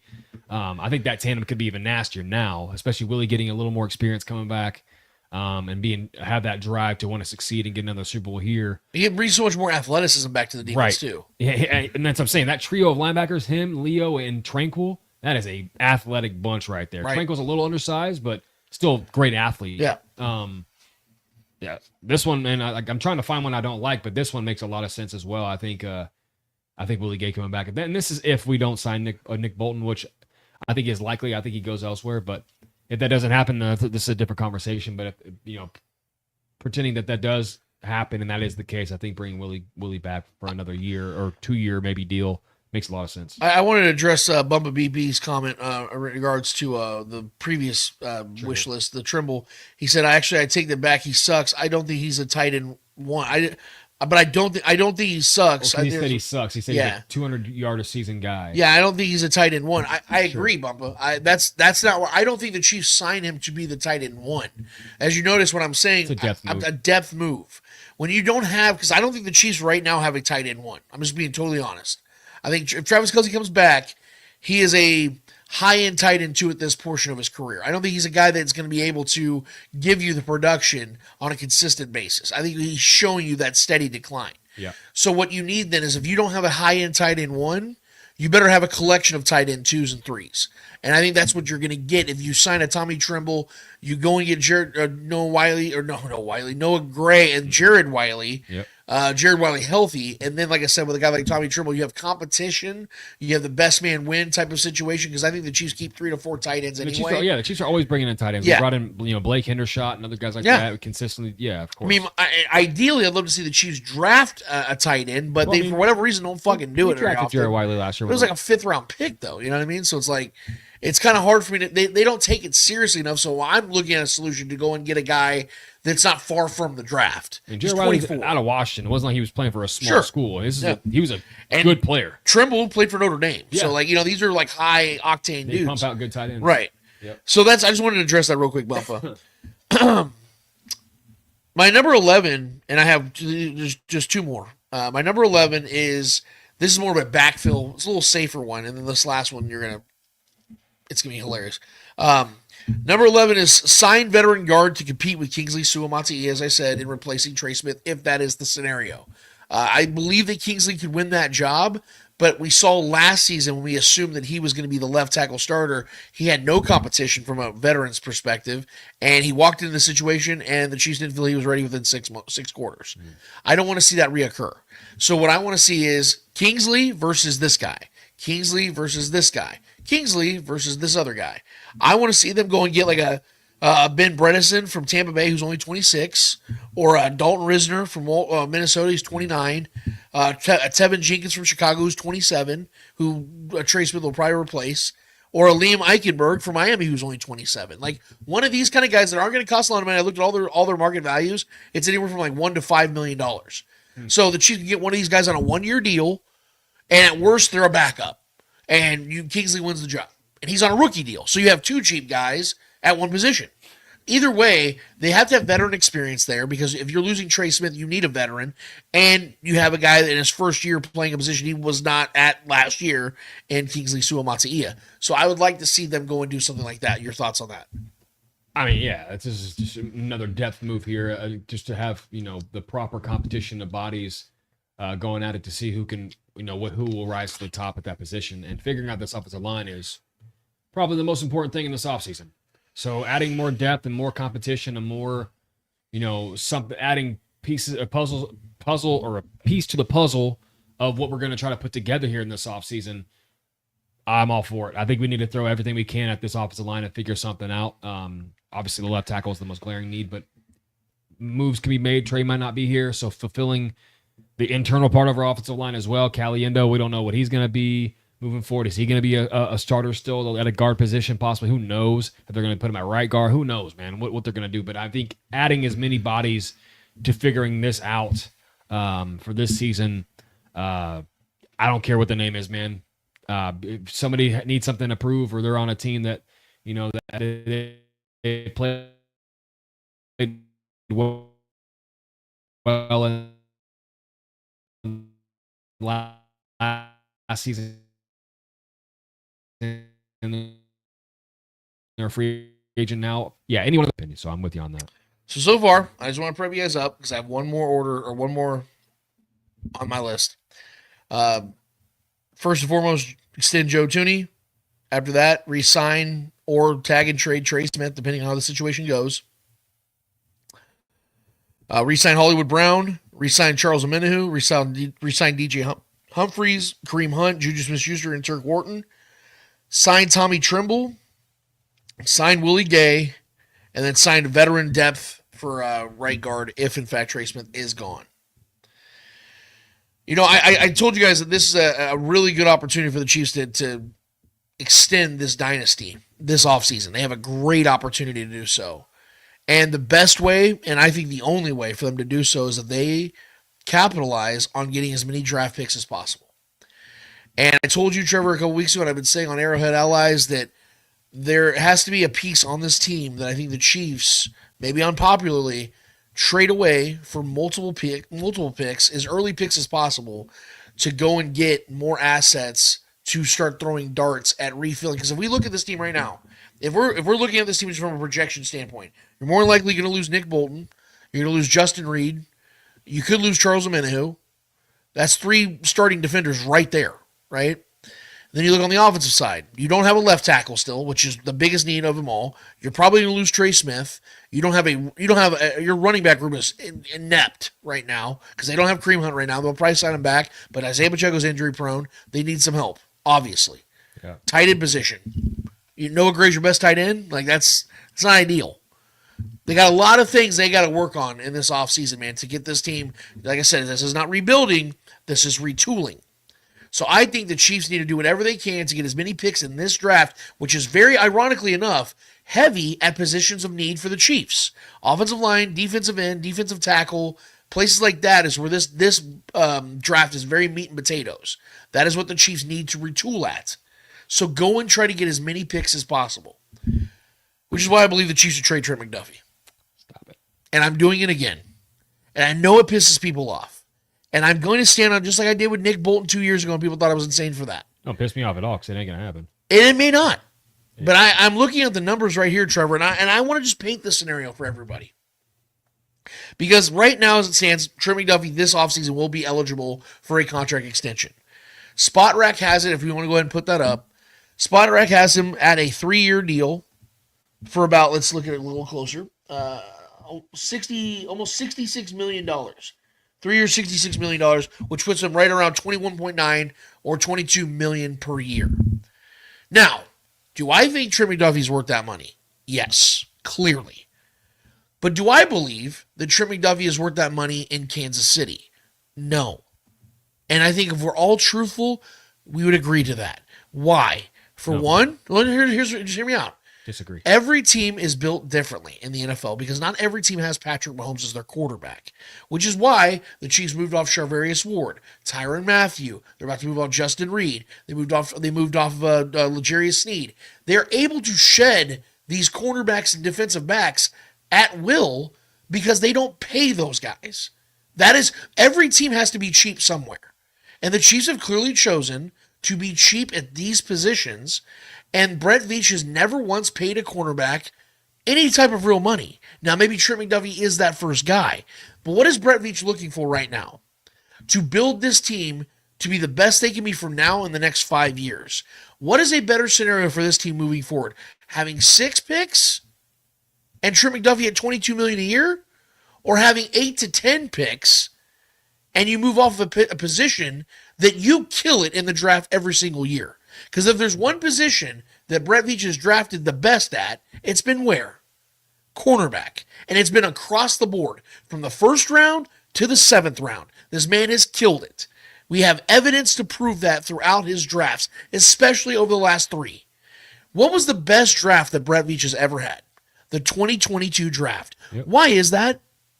Because he had the most picks he's ever had to draft with.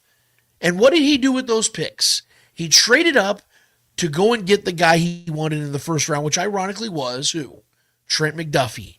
Trent McDuffie could be the one that gets the Chiefs another version of that 2022 draft class. Yes, let's go draft an all-pro. Let's just go do that. It isn't guaranteed to do that. My point, though, is the Chiefs have proven they don't need an all-pro quarterback to win Super Bowls because they won Super Bowls before Trent McDuffie. Have they not? Well, we won back-to-back since Trent McDuffie got here. But even the year that Trent McDuffie, the first year, his rookie season, he wasn't even the best corner on this team. And he missed 7 games that year, is the point I'm trying to make. And since then, he's been unreal. Right. Exactly. My point, though, is, Trevor, is this defense built around Trent McDuffie or Chris Jones? Neither. They all play their part. What, do you think this team's built around Chris Jones? Who's the only guy on the defense making money? Chris Jones. Why? Because he's dominated his position, just like Trent McDuffie. The best player on this defense. Yeah, but this is position by position. He's dominant. He's the best at his position of football. Trent McDuffie's arguably one or number two outside of Sting at his position. But we all know defenses are built around offense and defense are built around one player. But Trent McDuffie is a game-changing type of cornerback, though. He's not L'Jarius Sneed. He's not Tyrann Mathieu in his older years. Tyrann Mathieu is probably a Hall of Fame player. That's a different position. He played safety, and Charvarius Ward can't even sniff Trent McDuffie's jockstrap. Those are two totally different tier type of players. This is a once-in-a-generation type of cornerback, in my opinion. Yeah. I think Trent McDuffie is a once-in-a-generation type of cornerback. I think he's his own island. That's fine. Okay, but I think he's proven. If the Chiefs, let's say we found out today that the Chiefs traded Trent McDuffie. AJ Brown we were not worried about AJ Brown in the Super Bowl whatsoever. He didn't even have 60 receiving yards. But he wasn't on AJ Brown the whole game. The point is, because he doesn't follow, he doesn't travel. He stays on one side of the field. He does. He shuts people down all the time. Check the numbers. But if Trent McDuffie was traded today, would you change your stance on the Chiefs being a Super Bowl contender? I would keep Trent McDuffie and sacrifice a couple picks. No, my question is, if Trent McDuffie was traded today, would you think the Chiefs were not a Super Bowl contender anymore? That's not really a fair question. I think it would definitely hurt their chances 100%. Okay, but what would hurt their chances more? Trading him away or Chris Jones? Why is that even a question? Because I'm trying to evaluate the area of Chris value. Jones is more important to this team. Right. That's my entire point I was trying to make. But that's not even a real situation that's going on right now. Chris Jones is already under contract. I know, but they could still trade Chris Jones. Why would we do that? That's my point, Trevor, is it's more realistic they would trade, because look what they've done in their past. They've gotten rid of guys that are defensive backs that a lot of people thought they should have held on to. Remember all the talk they had about L'Jarius Sneed and how he had made one of the greatest seasons we've ever seen a corner have last year. Did he not? And they let him go for a third-round pick. I'm stuck on the Chris Jones thing. Like, why are we making that even a part of the Because what I'm trying to say is, when it comes to the value of players, you obviously want to keep the guys that you know are going to be the foundational pieces for you winning a Super Bowl. Chris Jones is more of a foundational piece to winning a Super Bowl than Trent McDuffie. It's not even debatable. And we paid him, and I think Trent McDuffie is one of those fundamental guys too, a foundational player, and I think we're going to pay him. And then that might be true. I was just asking a simple question. I think it's more true than it's not. I think it's more likely that we do pay him than we let him walk. And I understand your point too. Right. We've drafted well at corner, and we've gotten by at corner, but every once in a while you come across a guy that's just a little different. And I think Trent McDuffie is that guy. I think he's a little different than the other. Yeah, we can accumulate several picks and make it work.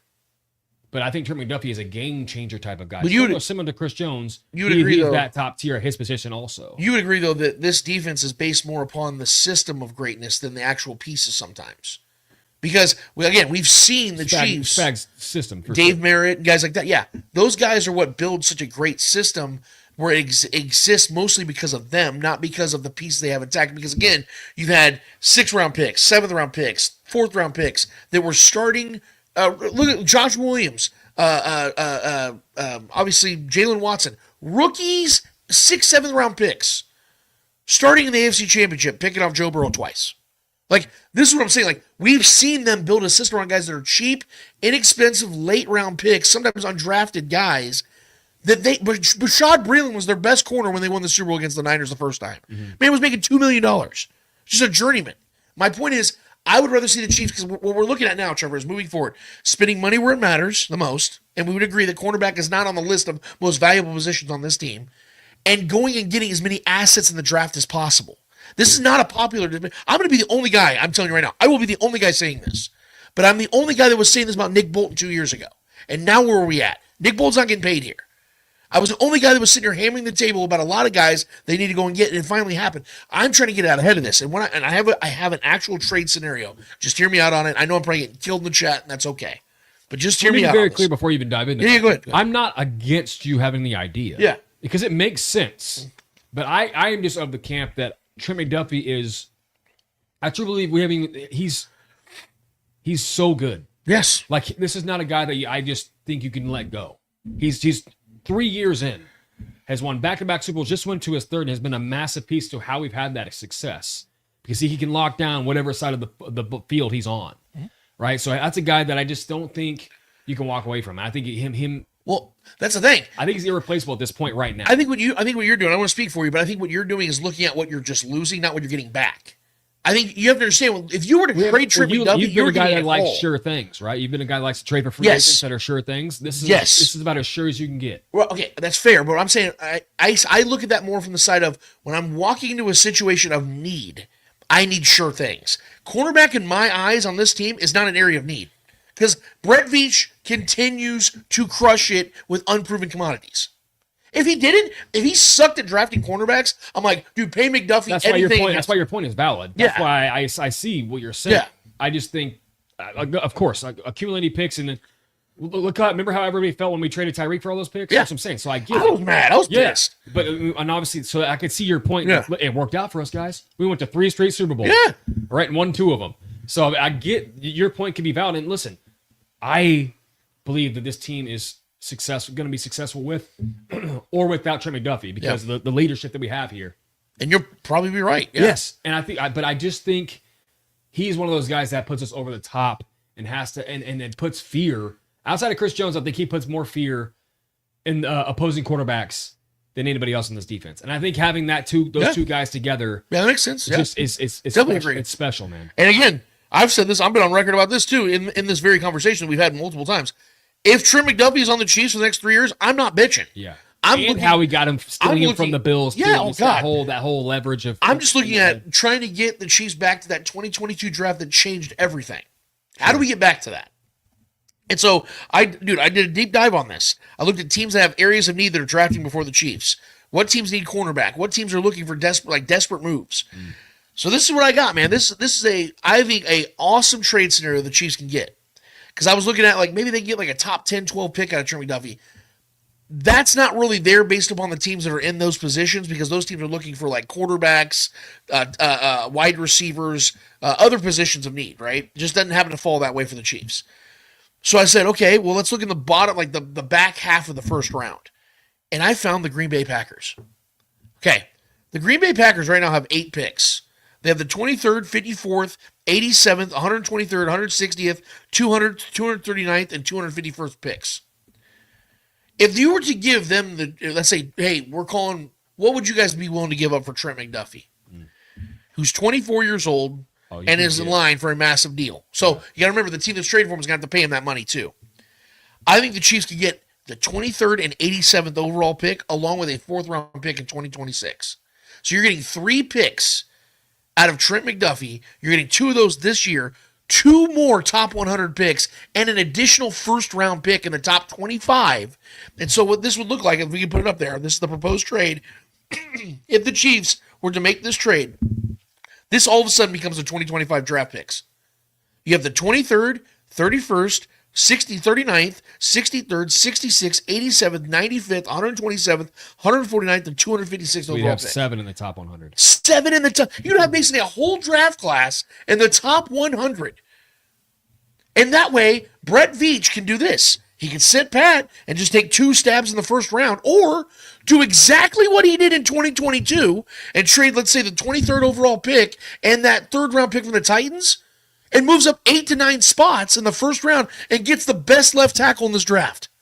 That way, you have DJ Humphries, who is your veteran, and I remember I said about the competition, he would have competition with a first-round graded left tackle for the first time in how long for the Chiefs? 3-4 years?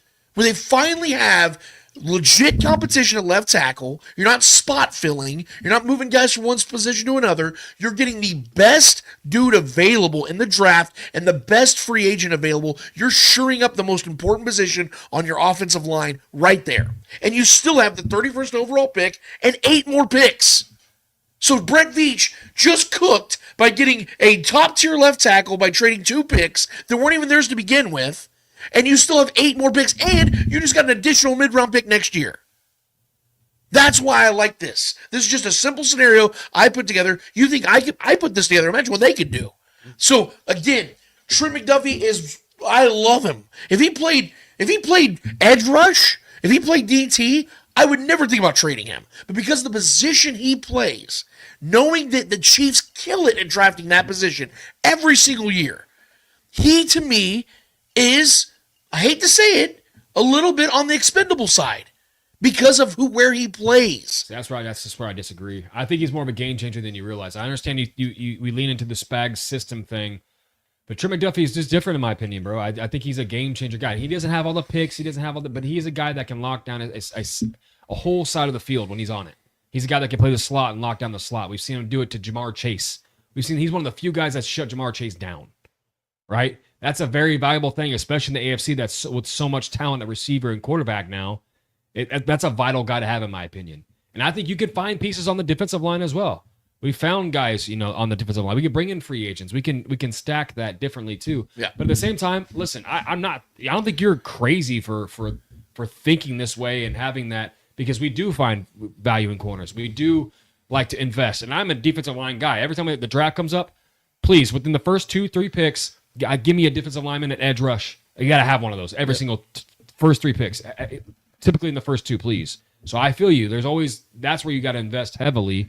But I think we found a gem here, man. And I think this is something that a guy that's different. And I'm typically not paying corners either. But I think when you're elite and you're top tier like that, year 3, he's a guy has shown I don't think he's a guy that's going to slow down anytime soon. I think that's the guy you pay, man. I really do. John Harrison chimes in too. It says they can always exercise the 5th-year options on McDuffie and Karlaftis. Okay, technically would have 2 more years of control. Sure, yeah. But see, that's kicking the can. But I've been on the record of saying this too. Much that time once that's up. But I've been on the record of saying this too, and I don't think he's the better player, but I think he plays the more important position. That I would rather pay George Karlaftis. And George is. He's going to be expensive. He's getting better too. And he's going to be expensive. George was great this year. Think about that, dude. Like you're going to have to spend $65-70 million on Trent McDuffie. And then you're going to have to turn around and spend almost twice that on George Karlaftis. Yeah, he earned more this year, too. That guy's because of why? Just positional value. D-end. He's a D-end. And he had a really good season. And he's been healthy every game of his career. He might break Frank. I mean, he's going to be one of the all-time leaders in sacks in the postseason. And he's younger than Trent. Yeah.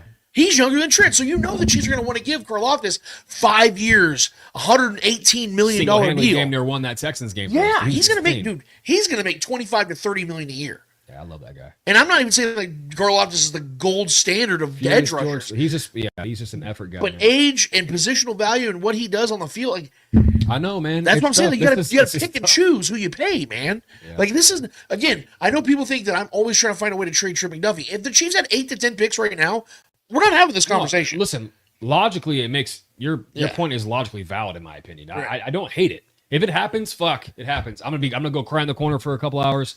Because I fucking love Trent McDuffie. I think he's a Ring of Honor type of guy if he sticks around here. I think Trent McDuffie is a Hall of Fame type-esque player if he continues this trajectory of his career. And I love the kid to death, man. And I've loved him since he's been here. I love that we stole him from the Bills. And he's done nothing but wreak havoc on the Bills when we play them. It's just I love the guy, man. I just think he's one of the, and this is maybe more of an emotional standpoint on my end than it is logically. Maybe my logical brain kind of shuts off when you start talking about Trent McDuffie being traded. But no, I mean, it makes sense. I was vehemently against trading Tyreek Hill. I was furious when that happened. But then 2 Super Bowl rings later, I'm like, yeah. You know what I mean? So if that happens, I mean, I'm gonna retroactively kind of kick myself in the nuts. You know what I mean? So if we're even thinking otherwise. And our guy John Harrison just commented, and I want to get to that. He goes, "I'll piss people off. I don't care." There you go, John. Yeah. I'll consider trading Jones. I think he's talking about Chris Jones. Mm-hmm. His cap hits are 34.8, 41.1, 34.3, 41.1, and he'll get older. If you get a Tyreek Hill haul for Jones, I'd consider. I do. Okay, here's the thing, John. That would be wild. If you could tell me right now. That would be wild. That you get the same exact return for Chris Jones that you got for Tyreek, I would gladly consider it. Bro, that would be wild. Gladly. Oh my God. That's 5 picks. I don't know, man. I would think. I'm not saying I would do it. Because you're talking about who's this team built around Chris Jones. Right. Bring it but Tyreek, again, it wouldn't impact this team as much as I think Chris Jones does. 100%. I'm not saying I would do it, but you have to sit there and go, well, let me sip on some bourbon real quick and think about this one. Like, you'd have to think about that because that's a fucking haul, dude. That trade for Tyreek Hill was almost unprecedented. Chris Jones is he means too much to this city, bro. I'm not saying I would do it. More likely, I would. If we were going to trade him, we would have traded him when he held out in that fucking game against Detroit sitting in the stands. I would lean on the side of not. Yeah. Because you know where I stand on Chris Jones. I don't think Tyreek means that much to this team as much as he thinks he used to. Our show was one of the few shows out there stating on business about paying Chris Jones. Yeah, fucking pay the man. That was painful watching him watch that Detroit game. John brings up an interesting conversation. Yeah. Because for sure. That is something to think about with his cap hit and things like that to consider. I would lean on this side to make it official. I would just make it official. I wouldn't make the trade. Yeah. But I would have to couldn't think do about that. it. I would because feel dirty. It would come down to who's asking for said trade. Yeah. Because I remember I told you in the first top 10 to 12 teams, if you look at it, there's about 6 teams that are looking for defensive tackle help. If one of those teams could get their hands on Chris Jones, they would be giving you a top 10 pick. I mean, a guy so it would actually be better. Bowls, it would actually be better than the Tyreek Hill trade just based on the first round pick. Because you're not getting a late first round, you're getting a top 10 pick. Yeah. That's something you have to think about. I wouldn't do it because Chris Jones is still so great that he's worth the money and he's what you build your defense around for the next 2 to 3 years. Yes, I mean it's a debate you have to have, man. It's a debate you have to have. Yeah, I mean, do you think though, if I had a gun to your head, your answer would be that that Brett Veach does trade Trent McDuffie? No, I actually think they're more on your side. Yeah. I actually think they're more on your side. That I think they want to invest heavily in Trent McDuffie because I believe they see it the same way you do. But I think they pay him, and I think he makes a lot of money. But I think they figure out a way to spread it out pretty well. Maybe front load it a little bit to where it doesn't hurt us. I would make it a short term deal, 3 years. Yeah. If I'm okay, now let's flip the table. Lance, what would you pay Trent McDuffie? The exact same money that Spot Track just said, and the exact same amount of years. Yeah. I'm not paying him after 27 years old. Yeah. Sorry. I use cornerbacks. Like Brett Veach has changed my mind completely. Because I remember being a kid, I was always so big on cornerbacks. Yeah. And then I realized they age like running backs. So you want to be getting out of their business by 27, 28 years old. Because the league's constantly cycling through all these receivers, and they're just getting faster and younger. Yes, dude. Shit. That's what I'm saying. Yeah. And unless you have... We even saw how fast Darrelle Revis fell off. Yeah. Remember how incredible he was? And then like 2 years after his prime, he's like, he was terrible. Yes. The great Darrelle Revis. That's where I'm at on it, man. Again, that's my theory. That doesn't mean it's going to happen. Yeah. These are scenarios I'm building. My whole approach for this offseason, this is my goal. Retool. It's going to be an interesting offseason. Yes, get as many young and inexpensive pieces as possible. Get as many young, inexpensive veteran pieces as possible. And give Patrick Mahomes a fucking left tackle. How are the Chiefs going to do that? Well, they can't do it at 31. So they're going to need to trade up. How do you trade up? Well, you need more assets. Okay, well, the Chiefs only have 6 picks. How do you do that? Well, you're going to have to probably trade an important piece. Well, who do they have that's coming up on an expiring contract? Trent McDuffie? I mean, that's what I'm saying. Like, I'm just simply doing the math here. If people want something, we're all sitting here hammering the table. Veach, you got to get a left tackle, damn it. You got to build the offensive line, damn it. You have to replace Nick Bolton, damn it. You have to get another safety. How do you do it? You got to build a scenario, guys. We can sit here and just bitch about it, or, and I hate to toot my own horn here, be like me and obsessively think about it for the next 2 to 3 days and build your own scenario. And in fact, I challenge you guys, because John, I know you're already doing it, but everybody else, build me a scenario. Tell me how the Chiefs get their next left tackle. Tell me how they defend Patrick Mahomes for the next decade at his blind spot. Tell me how they replace Nick Bolton. Tell me how they do it, guys, because this is my scenario. I think it's very well easily put out there that you can do it yourself if you guys want to. In fact, I'm going to end it right there, Trevor. That's mine. I know you and I disagree on this, and that's totally cool because Trevor's playing the side of keeping a great player. That's never a dumb thing to do. Keeping and paying a great player is always a smart thing to do. And a very volatile position. I'm looking at it from a positional standpoint of I think that Brett Veach could adequately replace Trent McDuffie. Not one for one. I don't think you're just going to go find another Trent McDuffie laying around. Those guys aren't there. Yeah, because there's not many corners in this league that are actually game-changing type of players. Yeah. Those are very rare. Prime Jalen Ramsey. Bruh. Guys like that. Did they replace L'Jarius Sneed? Nope. Right. They didn't. They survived. Well, they ended up being a top 10 defense I still think there's a major tier difference between L'Jarius. You know what I'm saying, though? Like, L'Jarius was great He was the rough him up, yes. good cop, bad cop kind of thing they were doing. He was the more rough him up, and Trent's that guy that can just stay with you hip for hip. L'Jarius can't shake him. L'Jarius was locking down every dude every What he did to week Tyreek in the with playoffs. a bad knee. With a bad knee. He was punking. Motherfucker was getting that shit drained, dude. He's forever a legend for that last year's run, man. And that point I'm making is that Chiefs never replaced him, and still, you never missed him. We never missed him. I mean, there was at times this season where it seemed like we were missing. But did you ever sit there and go, God, we I were wish down we kept not only him, but Jalen, Did you ever sit there the one time all season and go, man, we should have kept L'Jarius? Not one time. And he spent a lot of time hurt this year, too. So right. It wasn't like he would have been very available if we had him on our team. And I'm not trying to draw comparisons to L'Jarius and McDuffie. Obviously, McDuffie's the better talent. Yeah. What I'm saying, though, is that the one area that I never worry about with Brett Veach, if I heard that he drafted 3 corners this year, I'm expecting all 3 to land. I really am. But if I hear he drafts a wide receiver, if I hear he drafts an offensive lineman, I'm like, fuck, I don't know. Yeah. I'm kind of worried because he's only landed, Xavier Worthy, I'll give it. He's officially landed 2 receivers. Yes. Rashee Rice and Xavier Worthy. But he's still up for debate because he drafted Sky fucking Moore and traded for Kadarius Toney. Yeah. So, Listen, man, but a shooter's gonna shoot, baby. right, Veach, exactly, dude. I love that Veach just continue to, like I said, he's always wheeling and dealing. Yeah. He's Wild West out there, bro. You know, he's Doc Holliday. We got the fucking chat humming on this one, dude. I love it. Dude, yeah, everybody's in on this, bro. So I mean, it's fun to exploring these scenarios, and like I said, your point is more logically based, if I'm being honest, because it's consistent with what we've always done. Right. But then again, Trent McDuffie might be the greatest corner in Chiefs history. Yeah. You know what I mean? That's not When a it's guy all said and done, you're right.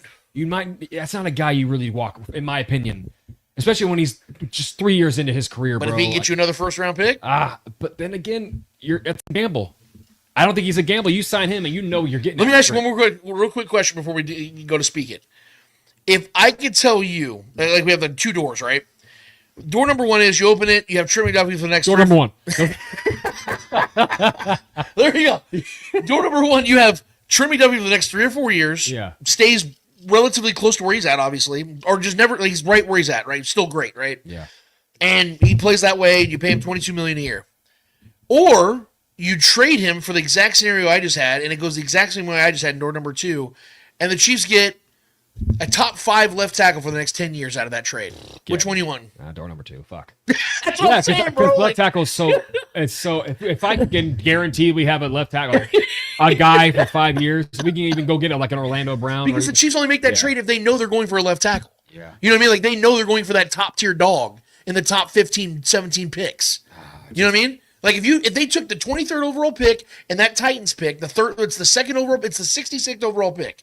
You give a team a 23rd and a 66th, they will move down 8 spots. As long as we take those picks, trade up with the Bills, and take their left tackle they want to get, even though they're already set at left tackle, but still. You get what I'm saying, though? Yeah. If the Chiefs can get in the top 15 and get a badass left tackle for the next decade. If I had to be honest with myself, and I knew we were solidified left tackle position, I would sacrifice Trent for that. Yes. I think anybody would. I think including Brett Veach. Because I want to win. Yes. I'm a Chiefs fan. I'm a Chiefs fan, bro. I'm a Chiefs fan more than I am a Trent fan.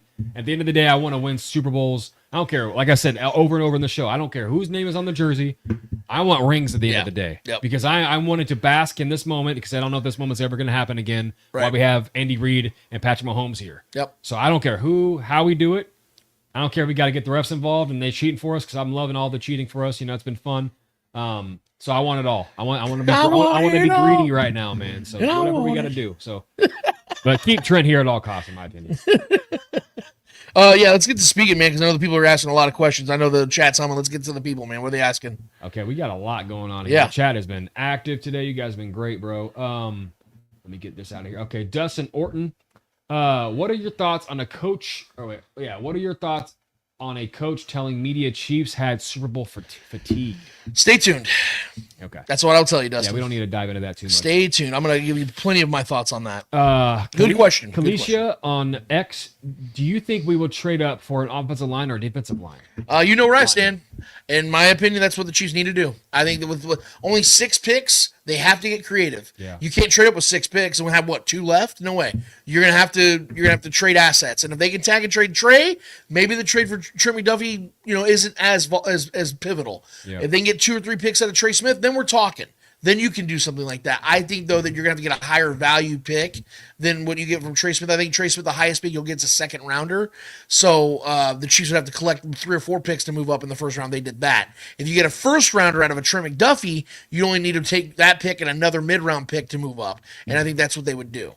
Yeah, I mean, and also, too, free agency is a big one for me, too. I think there's going to be some names out there that could be interesting, especially like defensive linemen that are floating around out there. And like you said, bringing in some depth guys from other teams at guard or left tackle to compete for that as well. So bump a BB. I think we need a proven left tackle. The Kingsley and Wanye experiment should be over and need to sign Alaric Jackson or Ronnie Stanley. Yeah, the problem, Ronnie Stanley's Stanley is going to break the bank. Sure. He's going to make over $100 million. Yeah. So that the Chiefs are not going to be in his business. And plus, Ronnie Stanley comes from a run-first offense. If you guys are crying about Trey Smith playing a run-first style of stylistically, you're not going to want Ronnie Stanley in this offense. Yeah. So, and Alaric Jackson, I like him, but if I'm not mistaken, doesn't he have injury concerns? I mean, a lot of offensive line. You know what I'm saying, though? Like, but yeah, you want to invest heavily in a guy that's going to be unavailable. That's all I'm asking. Yeah, we can't. We want to have. Yeah, we got a pretty short leash on what we can do for as far as risk goes. Yeah. We got to get some solidified things going on here. Billy Hodge, question: Is this the year that Veach earns his money and shows why he's the best in the NFL? And what moves does he make? I think we've kind of discussed that through the show, but I just wanted to give Billy his chance. No, Bill, I think that Brett Veach has his work cut out for him. I think he's already been done proving his money or worth his money. And I think that Veach can take himself to GOAT status if he crushes ass this offseason, which I'm expecting Brett Veach to do. I think if you're being honest, he has got to be one of the top 3 executives in the entire NFL. I don't say that biasly. I really believe like him. What's his name from Seattle and the guy from the Ravens are 3 of the best. Yeah. I'll even go as far as say that I think that John Lynch in San Francisco is really fucking no doubt. good. They're always a loaded roster. Yes, all 4 of these teams always have great rosters. Yeah, granted, San Fran's always a fun place to play because True. Great weather all year round. Yeah, man, no joke. Can't beat that. Joke. San Francisco Cannot beat area, that, dude. Santa Clara area, yeah. So, John Harrison. Did you guys hear it's been reported Andy Heck didn't want to move Tooney to left tackle? He said it would weaken the line. He said it was better to help out the left tackle, chip blocks, etc.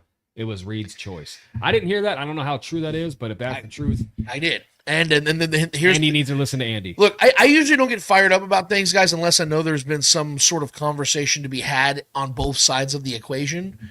I don't usually just get upset about it. When I know that there was actual butting of heads, if you will, and I don't want to say that too loosely because I don't want to make it sound like there was inner turmoil. Yeah. But if there's been conversations that have been had between the freaking offensive line coach saying he doesn't like something and the head coach, I understand that Andy Reid has 51% of the vote, which is fair. Maybe trust your offensive line coach on that one. Or maybe just adjust when you're getting your asses handed to you in the first half and you're getting goose-egged for an entire half of a Super Bowl. Maybe make an adjustment. Maybe take a risk. What do you got to lose at that point? That was the most frustrating thing to me in the Super Bowl. Yep. Out of all, I know we were getting our ass kicked. Our offensive line was just getting just kicked to shit, but 0 adjustments. Right. Exact same game plan being attempted in the second half. Yep. And it just got worse and worse until the Eagles knew it was a wrap and they just kind of let up and we finally scored some garbage time points. Otherwise, we might not have scored, man. It was so embarrassing, the lack of adjustments, which is crazy because we're known to adjust pretty well and nothing. That was crazy to me. So, yeah, if that's true, John, bro, Andy Reid's got some explaining to do, not only to us, but to himself. Julia Gulia. Rumor has it Veach is dumping money into the offensive line and everybody up for a contract is gone. Juwan gone after next year or move off of him now. Well, you can't move on Juwan's Juwan. safe. You can't. Juwan has $19 million guaranteed this year. And Juwan's played well, man.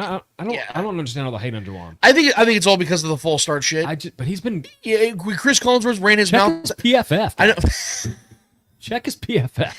No, when Chris Collinsworth that week 1 game against the Lions, you're looking at a guy here, Juwan Taylor, that he's moving a little early. He's lining up. Lane Johnson does the same shit, bro. Yeah, exactly. Juwan was great this year. Yeah, dude. Juwan was fine. I have we can be much worse off at right tackle. Yeah. Yes, you want to have a Mitchell Schwartz, sure, but those guys don't just fall off a tree.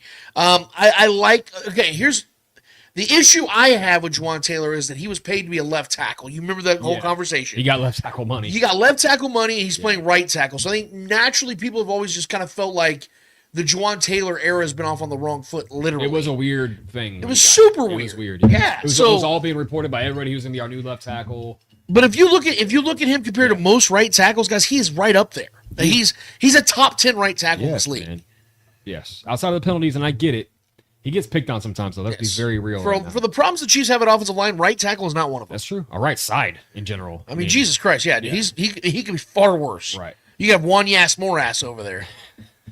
Not a bad guard when he played guard, though. I'll give him that. Julia Gulia, when are we going to talk about Coach Tobe? Dude, I'll talk about him anytime you want. Like, I know he's such a respected man, a revered man. Yeah. I got issues with Dave Tobe. I've always had Dave Tobe problems.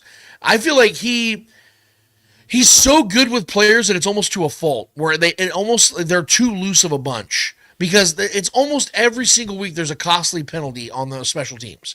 That reflects directly on Tobe. Now, I will say this. This man, I think, has the record for longest streak without giving up a punt or kick return in the history of the NFL.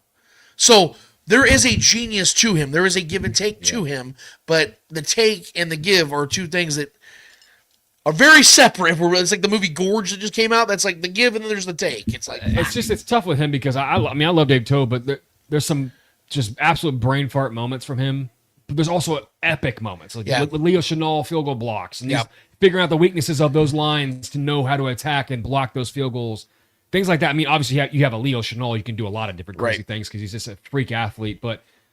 Him and figuring out and finding Nico and utilizing, get the best out of Nico, having great returns, and there's a lot of bright sides to Dave Toub, but there's also just some absolute just boneheaded penalties.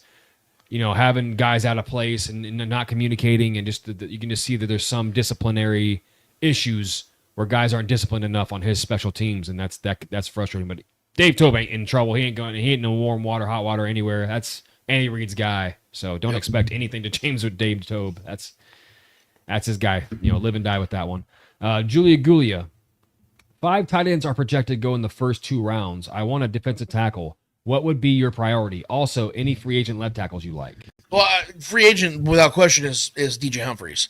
And the left, I'm so glad because this is what I've been, dude, I've been focused so much on this the last 2 years. So I've actually gotten to know I got last year. Remember, I knew that whole class, dude, inside and out. And I'm really starting to get the 2025 class down. I will say this, guys, the reason why I feel confident the Chiefs can move down to like 15 or 16 in the draft in my trade scenarios and get one of the top 2 left tackles is because of who's drafting ahead. So the only team that I am 100% confident is going tackle in the draft in the first 15 picks is the Patriots. Everybody else, quarterback, defensive tackle, edge, outside linebacker. Like if you go down the list, in fact, I'll do it real quick, Trevor. I know that I'm long-winded about everything. But look at this. This is NFL.com right here. The Tennessee Titans, biggest need, quarterback. Browns, edge. Giants, quarterback. Then it's the Patriots, number 4, offensive tackle. Then it's the Jaguars, cornerback. Vegas, or the Raiders, quarterback. Jets, quarterback. Panthers, edge. Saints, edge. Bears, offensive guard, but they might get Trey Smith. San Francisco 49ers, quarterback. Cowboys, running back. Dolphins, safety. Colts, inside linebacker. And then it's 15, Falcons at edge, and the Cardinals, 16, edge. One team. In that entire 16 team, that's half the league. One team had offensive tackle. So let's say the top guy right now, according to WalterFootball.com, let's say the top guy, which is LSU's William Campbell, let's say he goes to the Patriots. Well, that sucks because I'd love to have him.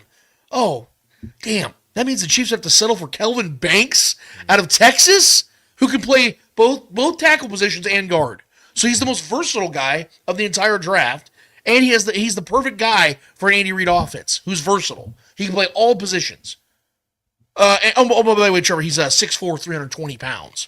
So yeah, he had a 5'4" 40 time, by the way. Over here. Yeah, so yeah, we are size queens over here. So he can play all the positions, and let's say that they don't get him. Gray Zabel, offensive tackle from North Dakota State, 6'6", 305 pounds. He can put on a little bit more weight, but this dude is versatile as hell. What I'm saying is, tackle position in this draft is heavy. And there are only 1 to 2 teams in the first 15 to 20 picks that are going to go tackle. So the Chiefs have a grand opportunity to trade up and get one of these badasses and not sit back and hope that one falls to them. They got to be aggressive. And the best way to be aggressive is collecting assets and moving up. That's what Brett Veach does. So go do it, baby. And who's to say this, Trevor? Let's say Brett Veach does exactly what I did. Who's to say he doesn't take one of his mid-round picks and trades back and adds more picks? And says, "Hey, I'll trade out of the 3rd round. Give me a 4th and a 5th. Yeah. And I have 2 4ths and 2 5ths, and I can fuck around and get more cornerbacks." You know what I'm saying? Like, he's killed it in the 4th, 5th, and 6th rounds at getting cornerbacks. Because if you trade Trent McDuffie, you'd always have to backlog and go and get a couple corners. You know what I'm saying, though? Yeah. You know what I mean? So, hey. I think that does start, though, with bringing back DJ Humphries, and our guy James C. Kirk agrees. He says, I hope they give DJ Humphries a 1-year deal, another 1-year proven deal. How do you feel about that? I think that 100%, we both yes. agree with you, Mr. Kirk, Captain Kirk. I just want to say that. I just want to get that out there because I know we've touched on this one several times already in the show, but his thoughts, he agrees with bringing him back as well. Keeping him for another 1-year deal and drafting another tackle makes the most sense over here. Man, this is Patrick Lavier. Man, what are you guys' thoughts on a bigger running back? It's frustrating Andy won't run the ball more. Man, preaching to the choir. Sure, you go ahead on that one, man. I mean, that's something you wanted Derrick Henry this offseason. Yeah, I mean, I really wanted to go for King Henry. I felt like that would have been, came up huge in the Super Bowl here because for some reason, had no trust in the running game, which is the Eagles can be ran on, and we obviously couldn't get anything going in the passing game, so we just continued to pass it for some reason. Granted, we were chasing points, so we got away from it. I like the big running backs too. I'm in that guy. I'm in that camp. I like having a nice scat back as well, but I like having that bruiser. This is why I wanted to go after a guy like Derrick Henry, even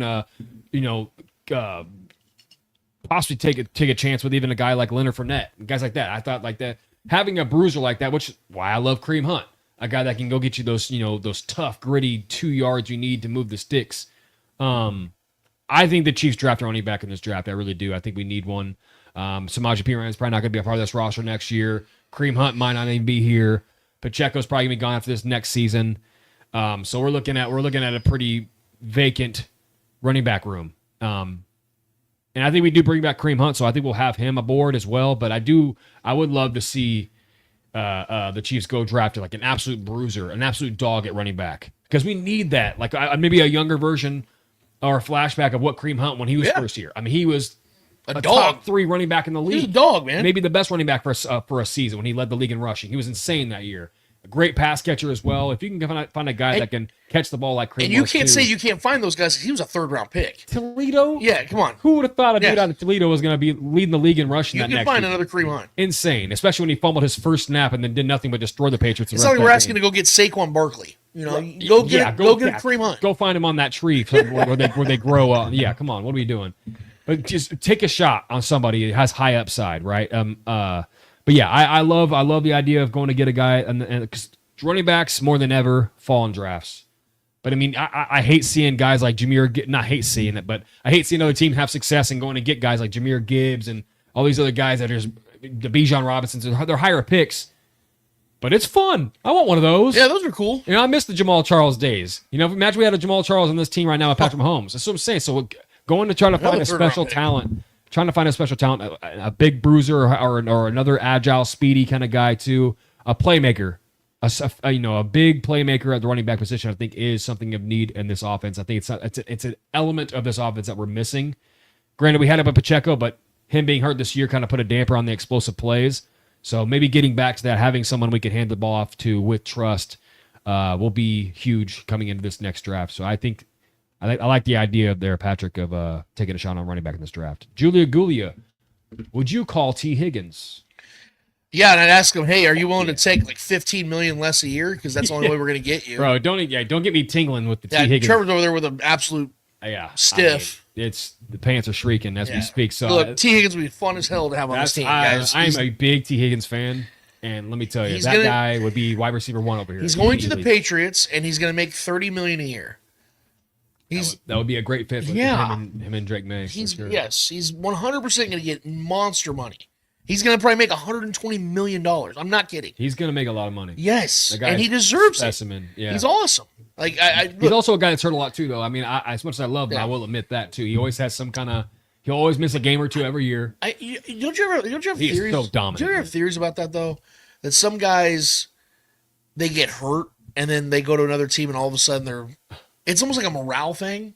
You know what I mean? I'm not saying he's a faker. Yeah. I believe he's really had legit injuries, but some of his injuries have been kind of soft. Like, I have a hamstring again. It's like, but do you? Like, Jamal Chase for sure was doing that. Remember this whole offseason, he was saying he was hurt. I felt like that was a culture thing over there, dude. I really did. I'm not, again, there could be real injuries. 2 straight years when you're the team to beat, it's tough to swallow. You're the team to beat and you're missing the playoffs twice. That's crazy. But yeah, I mean, T. Higgins is elite, and wherever he goes, he will thrive because that guy is a specimen and a true prototypical wide receiver 1. I love that guy. If he was in red and gold, I would lose my mind. Julia Gulia follows that up with call ATL about Pitts. I look. You guys know I have an affinity for Kyle Pitts. Yeah, that's your guy. But the Falcons better be willing to give him up for nothing. I'm talking about like a conditional 5th. Yeah. If they were willing to give up, if they were willing, hey, we'll give you Kyle Pitts for a conditional 5th, I'd be like, if the Chiefs don't make that trade, and here's the thing, that actually sounds very realistic because Amari Cooper, 5th-round pick, traded. Yeah. And let's not even try and compare these two. I know they're typically different positions, but let's be real. They're both receiving players. I'm not giving up on Kyle Pitts. I think he's a good player.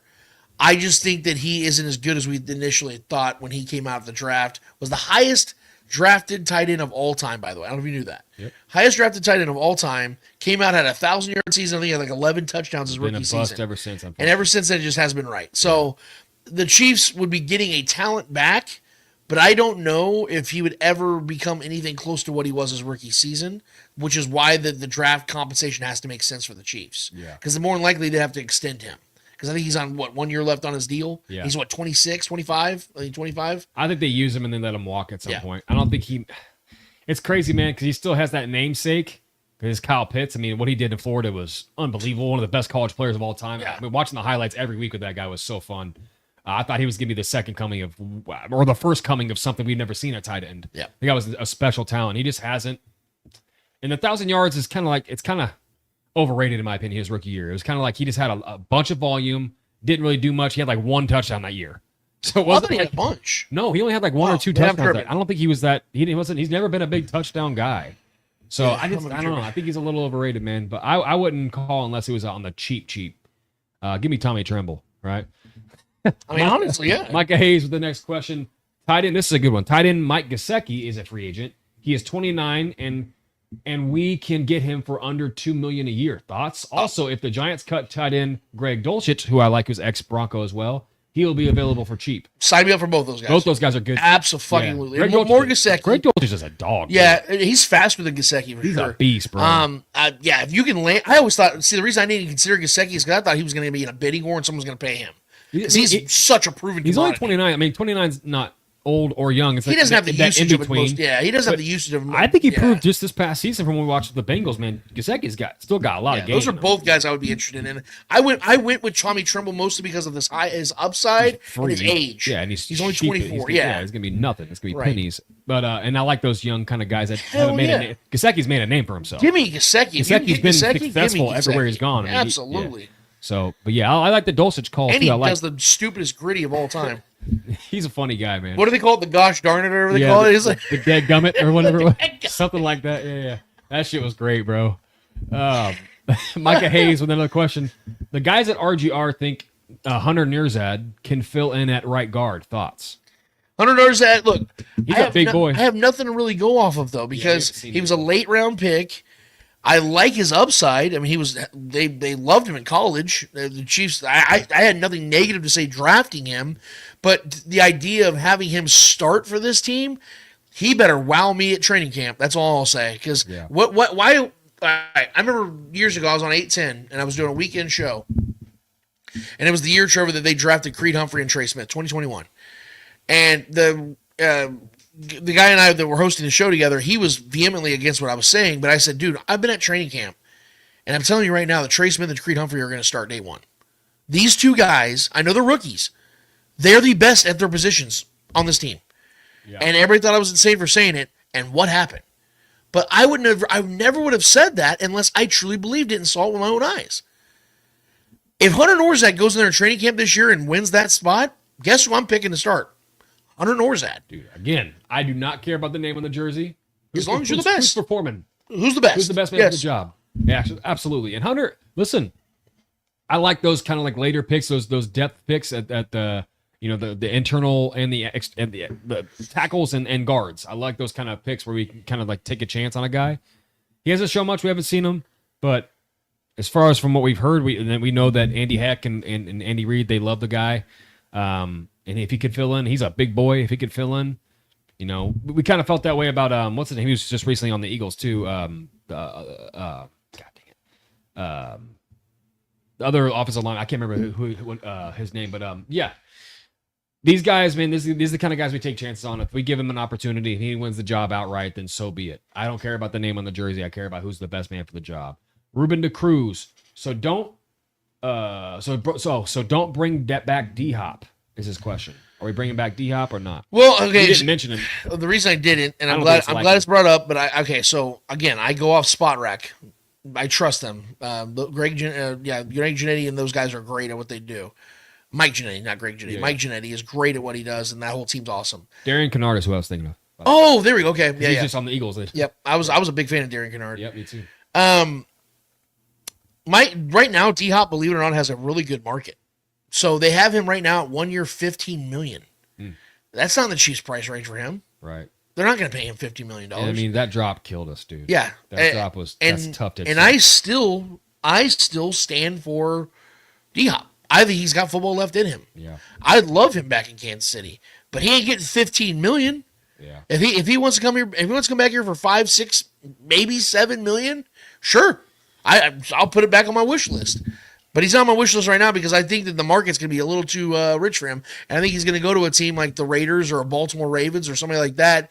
They'd be willing to, Saints. There you go. It's another really good team. They'd be willing to give him a little extra cash. I definitely think he would go to, but he's not going to go to a team that sucks. So I should take the Raiders off. I think he'd go to like a Ravens. I think the Saints will be better next year. Yeah, they should be. They're going to spend money this offseason. They have a new coaching staff. Yeah. I think he would go to the Cowboys or something like that. You know, they'd be willing to spend a little money on a veteran receiver that needs wide receiver presence. That could be a playoff team. He's not going to go to some shit. They already got Brandon Cooks over there, so that'd be an old receiver. Yeah, but I think he'd beat out Brandon Cooks. They had a competition. Yeah, Brandon Cooks has been pretty good over there though. Billy Hodge. You don't think Trent McDuffie is a franchise player? Question mark. I think this is more. Who's not a franchise player? Trent McDuffie. Me? Some of these questions were. No, he absolutely is. Yeah. No. Trent McDuffie is a franchise player, guys. And other teams know that, which is why you would get a haul for him. Exactly. Like, guys, I'm not saying trade him because he's not. I'm saying trade him because he will give you a haul in return, and you can replenish that position. This is why I'm trying to hammer that home all the time. If Trent McDuffie literally played any other position on defense, I would not suggest trading him. It's only because he plays that position and he's so damn good that I'm like, well, if the Chiefs are limited in trade assets, they only have 6 picks, and you're trying to replenish this roster, you have this golden goose over here that plays a position that you happen to draft really well. I mean, Trevor just admitted that he'd take door number 2 if it meant you can get an awesome left tackle out of the draft. Because we know positional value. Yeah. Yes, we know positional value. So it's not that I'm just like, whatever it takes, just trade Trent McDuffie because he's not good enough. No, that's insane. Dude's one of the best corners in the league. And he's 24 years old. So yes, he makes this defense better. But if I'm looking at what makes this team better, Trent McDuffie or a future franchise left tackle, it's not even comparable, guys. It's not. Micah Hayes, Eagles defensive tackle Milton Williams is a free agent. Had a PFF of 71. He will only be 26 in his 5th year. Well, the problem with that is because of the need, but the need across the league at defensive tackle, he's probably gonna make some serious money. So I don't especially think, coming off a defense like the Eagles. Yeah, any free agents thought the Eagles are going to get paid, just like we've seen from the Chiefs several years when we had success. Those guys get paid, man. I bet you money he'll end up with like the Commanders. A team that's got money that knows him well because he's in the division. Yeah. And yeah, they need defensive help badly. I bet alongside Sweat and those other guys over there. Yeah. I bet he ends on a team like that and makes like $80 million. I mean, I trust the leadership of the Washington, who they got over there. Dude, I think Dan Campbell, or not Dan Campbell, but the head coach of the Washington Commanders. Oh, Dan Quinn. Dan Quinn, not Dan Campbell. Is gonna be. He always builds good defenses, so I trust him to make those kind of moves. That would definitely be a move he would make. But I mean, Milton Williams is a dog too, man. So I like, and he's coming from a good system. You know what I mean? So those kind of guys do typically get paid pretty well, especially if he has a high PFF grade. Micah Hayes, Lance, I disagree. You can tag and trade Trey Smith and probably get the same return as a McDuffie trade. We need to tag and trade Smith. Listen, Bears are interested. Yes. False. No. You're not going to get as much from Trey Smith as you would from Trent McDuffie, bro. You're just not. Look, it's just not. As much as I love Trey Smith and I love the guard position because the guard position is becoming more valuable, the individual player, when it comes to who Trent McDuffie is, what kind of money he's going to draw, it's going to think about it. I just got to show you guys the market value. Trey Smith is going to make less per year than Trey Smith will, or than Trent McDuffie will. Yeah. Why is that?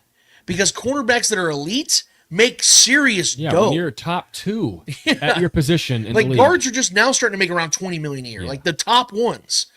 The last 5 years, we've seen every year a cornerback gets signed to $20 to $25 million deals a year per year. So I respectfully disagree with you on that, brother. Like I think the Chiefs can get like a second and a fourth or a second and a fifth in return for Trey Smith. But if you're trading Trent McDuffie, you're getting a top 25 pick plus some.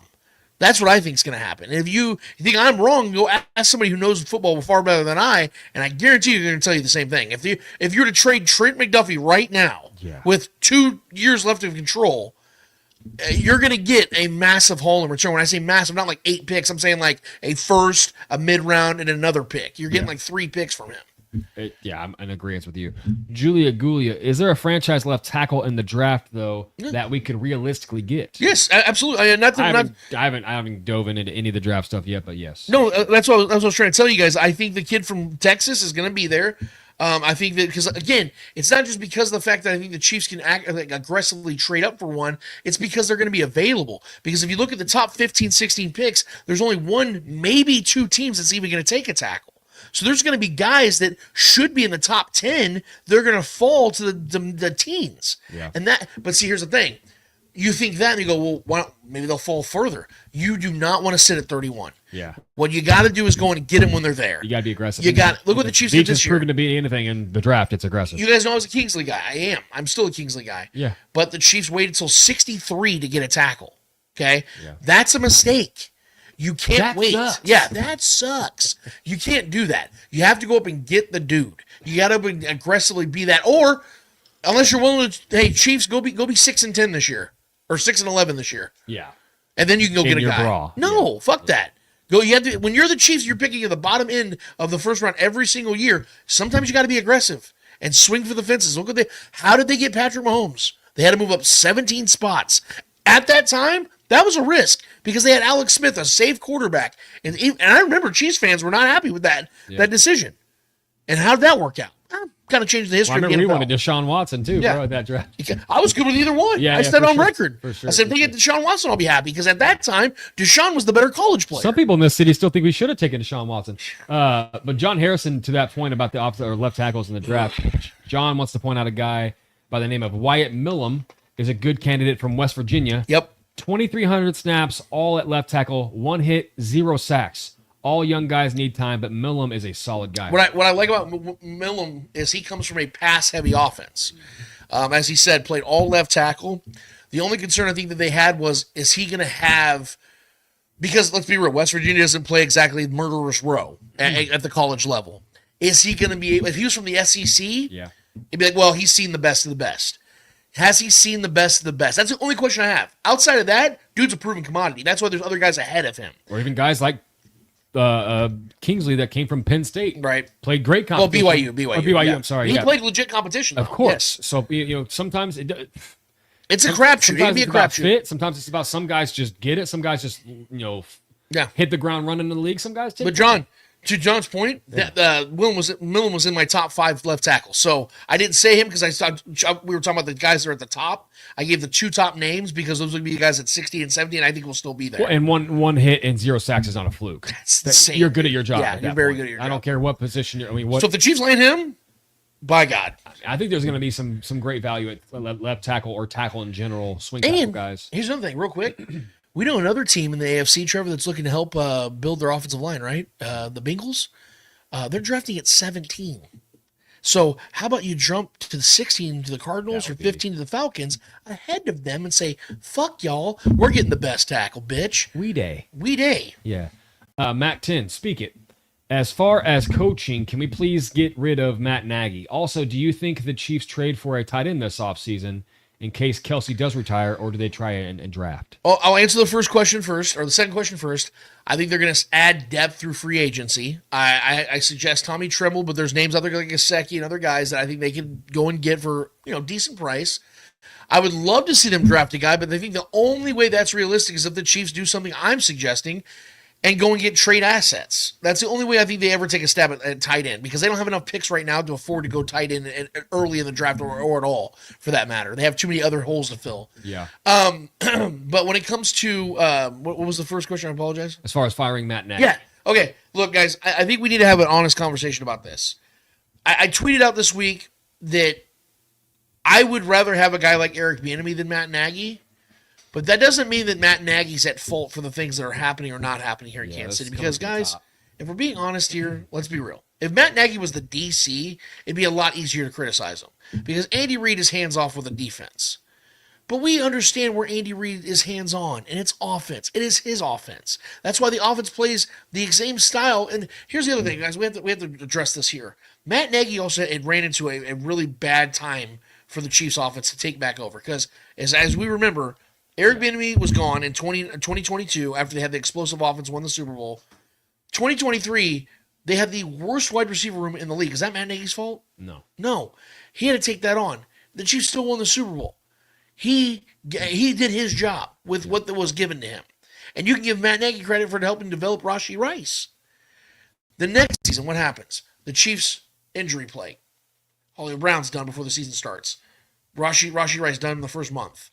They have literally nobody else in that wide receiver room except a rookie who's just turned 21 years old, who is 165 pounds, who's trying to develop his game. So they have to go and trade for DeAndre Hopkins, who has an MCL tear. They had no players on this offense that had over 1,000 scrimmage yards. That's Matt Nagy's fault? Right. No. Give Matt Nagy the 2022 offense. Give Matt Nagy the 2018 offense. You're telling me that they would have sucked? And also, the offensive line struggles, things we had to readjust. Thank you. They had a left tackle. We had a makeshift offensive line, and we were just in the Super Bowl for the third straight year, guys. I know we got our asses kicked. Yeah.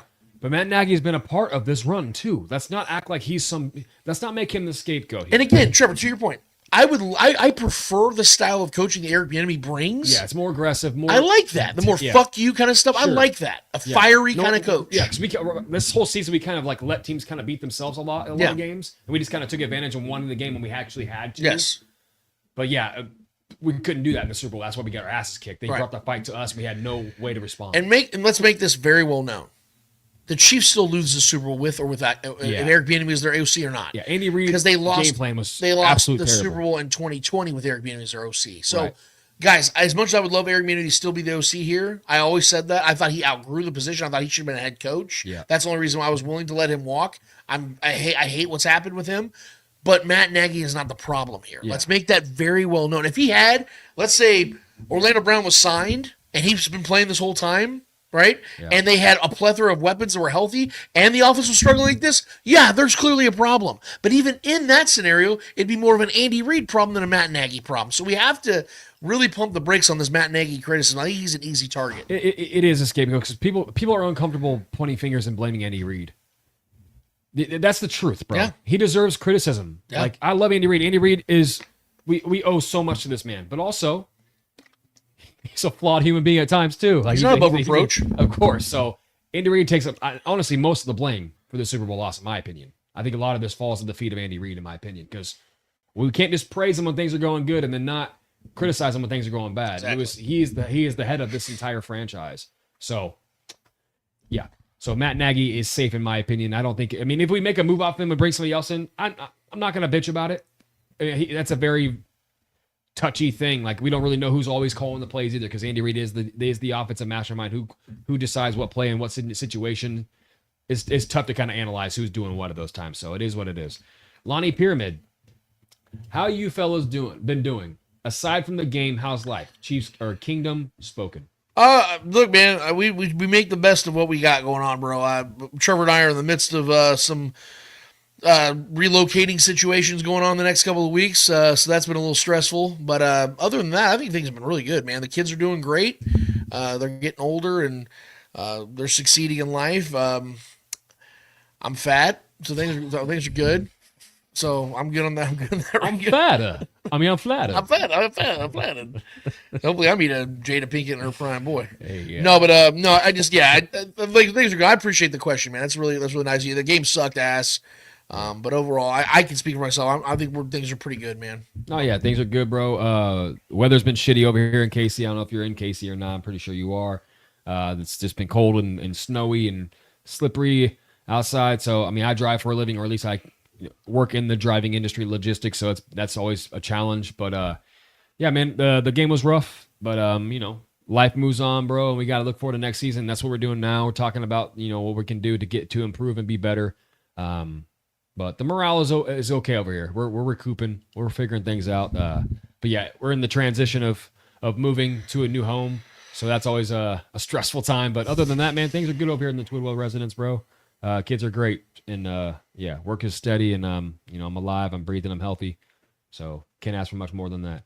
Our guy Shaggy Shane with the nail in the coffin in the questions here. What are you buying? Where are you buying your eggs? And are they as expensive as mine? I've been waiting for this one to get to the very end, man. So our guy Shaggy Shane with always the dropping the bomb at the end of this segment, bro. Eggs are very expensive, but they are necessary. Yeah. Eggs are a great part of anybody's diet. They are nature's vitamin. What is an expensive? So pay up for those eggs. What are expensive eggs though? I mean, they're definitely, it's outrageous how much the prices are, hiking up pretty good. But I mean, at the end again, I don't even look at the price of eggs. I just buy them. Well, full disclosure, I usually go to like Target because it's in and out. Like Walmart's just a nightmare. Yeah. I go to Target and they always have a ton of eggs available, and they're like $3.15, $3.20 a carton, and I'm like, this is 12 eggs. It's not bad. Yeah. Like maybe I sound like a first world problems kind of person, but like I don't really feel like that's bad. I don't really know. I used to have a connection. I used to have an egg guy that worked at my job. I used to get a dozen eggs for $2. It was nice. Yeah. But he retired, so. Well, we just need to get some chickens, man. Like our lady Julia's saying, she has chickens. Hey, hit our line. Julie might have to start buying from you. Yeah, hell yeah. That'd be cool. Micah Hayes, Shaggy the Goat. No, I won't debate that. He definitely is. Yeah. He's one of one for sure. Gonna miss the post game shows with him and Harvey Williams. Speaking of, man, we needed Harvey Williams on the show here. Former Raider. Got to get him back on the show, man. That'd be cool. Hell yeah, absolutely. Anyway, that is it for the people, man. You guys are awesome. That was fucking fun, dude. Yeah, it's the best part of the show every single day. That's why we always try to keep it at the end of the show because we want to save the best for last. Man, you guys are obviously the best. And we tell you at the show, or tell the beginning of the show, we tell at the bottom of the show. If you guys haven't done already, go to YouTube, hit up the Spoken Podcast, hit subscribe, notify, all those fun buttons, but also get in the chat because we want you to be a part of the show. We don't want you just to listen. We don't want you just to feel like you're watching us. We like performing, we like to entertain, but we want you guys to feel like you're a part of the entertainment because that's what you are. You're not just the audience. We consider you guys co-hosts. That's genuinely how we see it. So if you want to be a part of a show every single week where you are literally a part of the show, hello, you're here. You found it. So that's what it's all about, man. And we don't just talk Chiefs. Obviously, that is the priority here to get our Chiefs takes out, but we talk a lot of general NFL, NBA, MLB, MMA. We love the UFC. I was about to be some NBA in here. Yeah, a lot of stuff, man. We welcome it all, guys. Trevor and I are sports fans. We're not just Chiefs fans. So whatever you guys want to talk about, man, you guys bring it to us, and shit, we might learn from you guys as well. That's what it's all about. So again, thank you guys for being in here and being a part of it. Trevor, we have one more order of business to get to. What is it called? Hold this L. Each every episode, we finish off every single episode with a series of L's in the world of sports. Whether those L's are friendly or not so friendly L's in the world of sports, we promise you, who's ever holding those L's in the world of sports deserve those L's in the world of sports. Trevor, who's holding the L for you this week? Well, speaking of NBA, I'm getting right to it. I'm excited to start watching some NBA and really getting into it because this is after the All-Star break is when it starts getting really interesting. You start to kind of see playoff scenarios kind of start to work themselves out. We haven't really talked about it much on the show, but it was one of maybe the biggest trade of our lifetime in the NBA. Łuka Doncic getting traded to the Los Angeles Lakers. And for me, I've been kind of accumulating like why they did this, and the priceless look on Jason Kidd's face in the presser when they're talking, when the GM was talking about how Jason Kidd didn't know, and you can clearly tell he didn't know and wasn't a part of those conversations before making that decision, how thoroughly upset he looked in that presser. All the things that have kind of come since we've, the past couple of weeks since this has actually happened.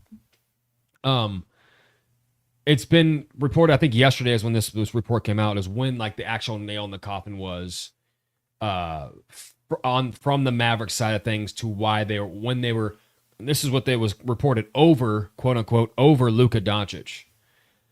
The Dallas Mavericks were over Łuka Doncic since 2023-2024 when he hired his own training experts and on his own dime to handle the bulk of the medical and nutritional needs. Luka's medical staff is now with him in Los Angeles, and they are working closely with the team medical staff. For anybody who knows the game well, this is something LeBron's done for decades now. He spends over millions of dollars every year on his own body with his own crew, with his people he's had with him forever that he trusts. Tom Brady did a lot of his own similar things as well, outside of the actual team's people. No. But they also work together with the team's people too, in kind of in unison. During that period of time when they were quote unquote over Łuka Doncic, He was arguably the MVP of the league and was in the finals. With those people that were handling his nutritional needs and his medical and his physical training and everything.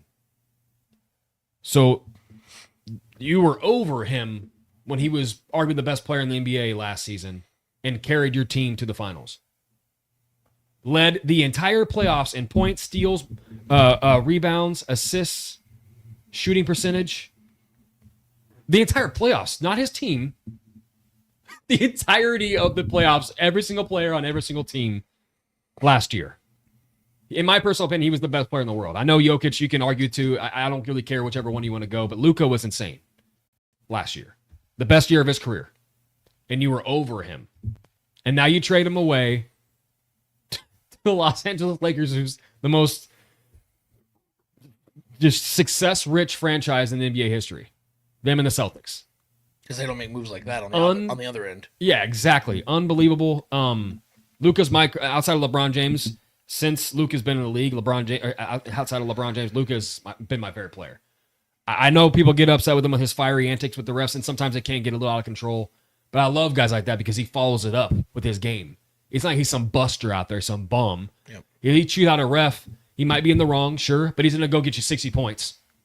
You know what I mean? In that effort, he's going to go give you the best chance to win that game, whether he's bitching or not. He has some flops here and there. Yeah, sure. This guy is a true competitor through and through. This guy just wants to win. And he's been playing professional basketball since he was 15 years old. 14, 15 years old over there. And maybe the toughest environment to play basketball over there in Serbia. If you do me a favor and go watch some Serbian basketball games. And the raucous crowd that they got to play in those environments are insane. Absolutely insane. They have live flares in the stands and shit. And drugs. It's nuts, bro. I've never seen anything like it. That's one of the coolest environments to watch basketball being played. But since he was 14, 15 years old, that's not a guy you just get over. Especially after just being in the finals.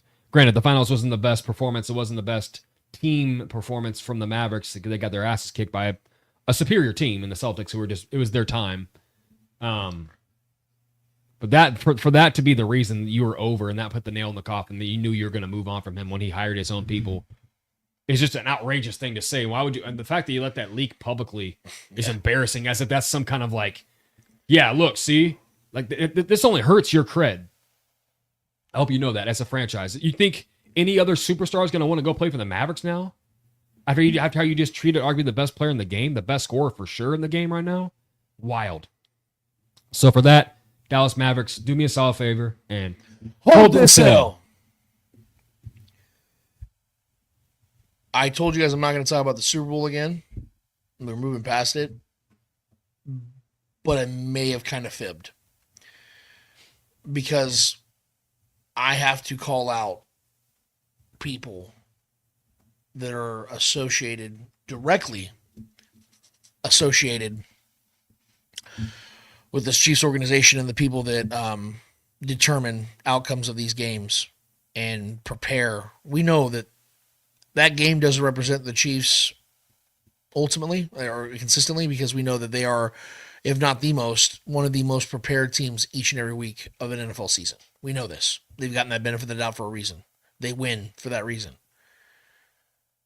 But some of the reports we're getting now of stuff that's gone on, let me just go ahead and read some to you guys real quick, and then I'm going to give you my immediate responses to them. So if we go and put that first one up there, Trevor, this is from New Orleans Press. When a coach realizes his quarterback could be the greatest of all time, it should be a feeling of pure joy, right? Not in the case of Patrick Mahomes or Kansas City Chiefs Patrick Mahomes. Quote, it makes it so much more stressful, end quote, Chiefs passing coordinator Joe Blameyer told ESPN on Wednesday on Super Bowl week. Quote, you feel the burden as a coach and as you're putting a game plan together to not waste his abilities, to not go through a season where you don't give him the opportunity, not to screw it up as the coaching staff. So rather than feeling like this just unbridled excitement that we could do anything, it's actually more like a terror, like we cannot be the reason we screw this guy up or this team up, end quote. Doesn't end there. There's another quote that came out. Before the game, a coach told me, and this is coming from a reporter, that media members have been asking him if going to Super Bowls ever got old. And he bluntly told me, quote unquote, it does. There was legit Super Bowl fatigue from the Chiefs from this Chiefs team. It was completely clear in the first half when things escalated quickly. I'm going to say this as bluntly as I possibly can.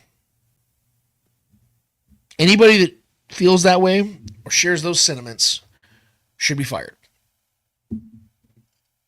There is no room on any NFL team, any team of competition, let alone a team that is striving to be the greatest dynasty ever, for people that are sitting here saying stupid shit like this, at least openly. I mean, if you're having a beer with your friends or your closest or wife or, whatever, and you're kind of just opening up a little bit, that's one thing. Yeah. But to be outwardly transparent like this and tell us that you view this as stress, you view this as something that is not fun, you view this as something, this reminds me so much, and I know you guys hate it when I bring up LeBron James, but when LeBron left Miami and Pat Riley was trying to blame LeBron by saying, well, winning is hard and some people just aren't into it. Winning was never hard for LeBron James. Getting the right people around him that shared the same mentality was hard. But winning was easy for him because he's that great. Same with Patrick Mahomes, because he went to an AFC Championship overtime with arguably the worst defense in the league that year in his first season as a starter. So winning comes with Patrick Mahomes, but how much you win is determined by who you have around you. That's like in any walk of life. You're only going to be successful as the people you associate with. That is a true thing.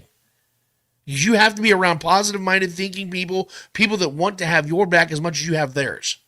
And if you have people on your coaching staff that are saying shit like this, they should lose their job.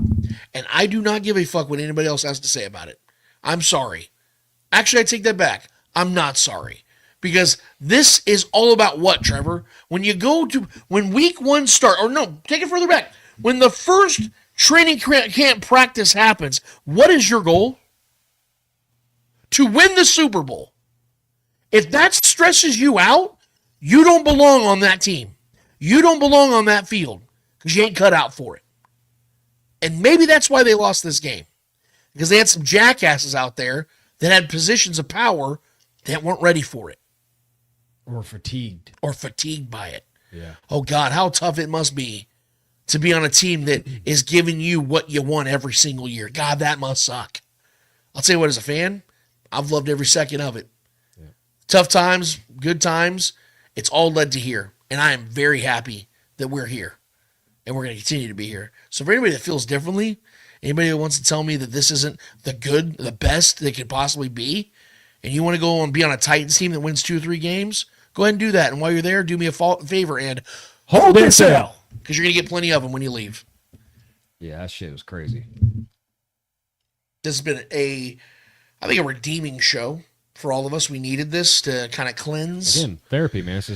We all get the talking pillow around here, man. I feel better. I really do. I feel a lot better, dude. This whole week has been a burden. It's just felt like I've carried like a 50 fucking pound weight on my back, dude. It's just been, that's not my spine bifida. It's like my real back. It's a real issue. But no, I have felt a lot better talking to you guys. I hope you guys have felt the same talking to Trevor and I about this because, we all care about this. We're all heavily invested, except these 2 douchebags that said that on the Chiefs coaching staff. We want to see this team continue to win Super Bowls. We want to see this team continue to get there. And, having all this, built up for the last 3 years and to see it end like that, it's so crumbly. But guys, make no mistake about it. This is not the end. And I hope you mark my words when I say that. This is not the last time we're going to see Patrick Mahomes in a Super Bowl. I promise you that. That's not going to happen. People think that, though, this will be the end. We're already seeing Fox and other places saying that the Chiefs are going to miss the playoffs next year. It's already beginning. And you know what I say to that? Thank you. Because more times than not, we're right when we say that. When Bobby Stroop and those guys say that, thank you. Yeah, don't tell Brett Veach that. Because we know who this quarterback is. You want to doubt him? Cool. Go ahead. That's all they've done. And it's going to continue because now that they got destroyed in the Super Bowl, people think that it's going to be valid more than ever. And I say thank you. Because all you're going to do is motivate this franchise to build an even stronger and even talented, more efficient nucleus around this quarterback, who's not even 30 years old yet. I mean, let alone an angry Patrick Mahomes. Which I love the thought of. Maybe more motivated than ever. He's got young kids now in his life, not to get into his personal affairs. He's got young kids in his life now that are watching his every move. You don't think this man's going to want to make his kids proud? Knowing that he's going to have a son that's going to grow up and watch his every move, and his daughter in those locker rooms, and knowing the experiences and what he wants his son and his kids to remember him as a champion. That's the biggest pressure on him is his kids watching him. And now that he's got 3 of them, I mean, I'm not a father, but Trevor is. I'd imagine that what motivates him the most to be great in this life is his children. So Patrick having 3 of them now is going to give him a reason to want to go for more than 3 rings. So I'll leave it there. I'll let you guys enjoy this week because I'm going to do my best. And I hope you guys take some downtime, relax, take care of your mental, take care of your physical and your emotional health. Because I know when, football season around, sometimes I get a little lost in the mix of things and it kind of becomes a blur. Find something to do. Find some people to hang out with. Enjoy this offseason, guys. Consider it a break from the monotony. Consider it a break from all the madness and find yourself some good, healthy outlets and some good people to be around. That's what we do, and we hope that you guys do the same. We'll be here every Saturday, but in the times between, go find those reinforcements, man, because we know we all need that. So for Trevor Twidwell, for the great Clay Windler that puts all this together on the back end of things, and at Red Stripe Cinema, I am Lance Twidwell, representing the entire Starcade Media family. Episode 304 of the Spoken Podcast is done, finished, and finito. And until we are back here in 1 week's time to further explain and further discuss whatever is going on in the world of sports, in the world of the NFL, and the world of the Chiefs, we out of this bitch. Later.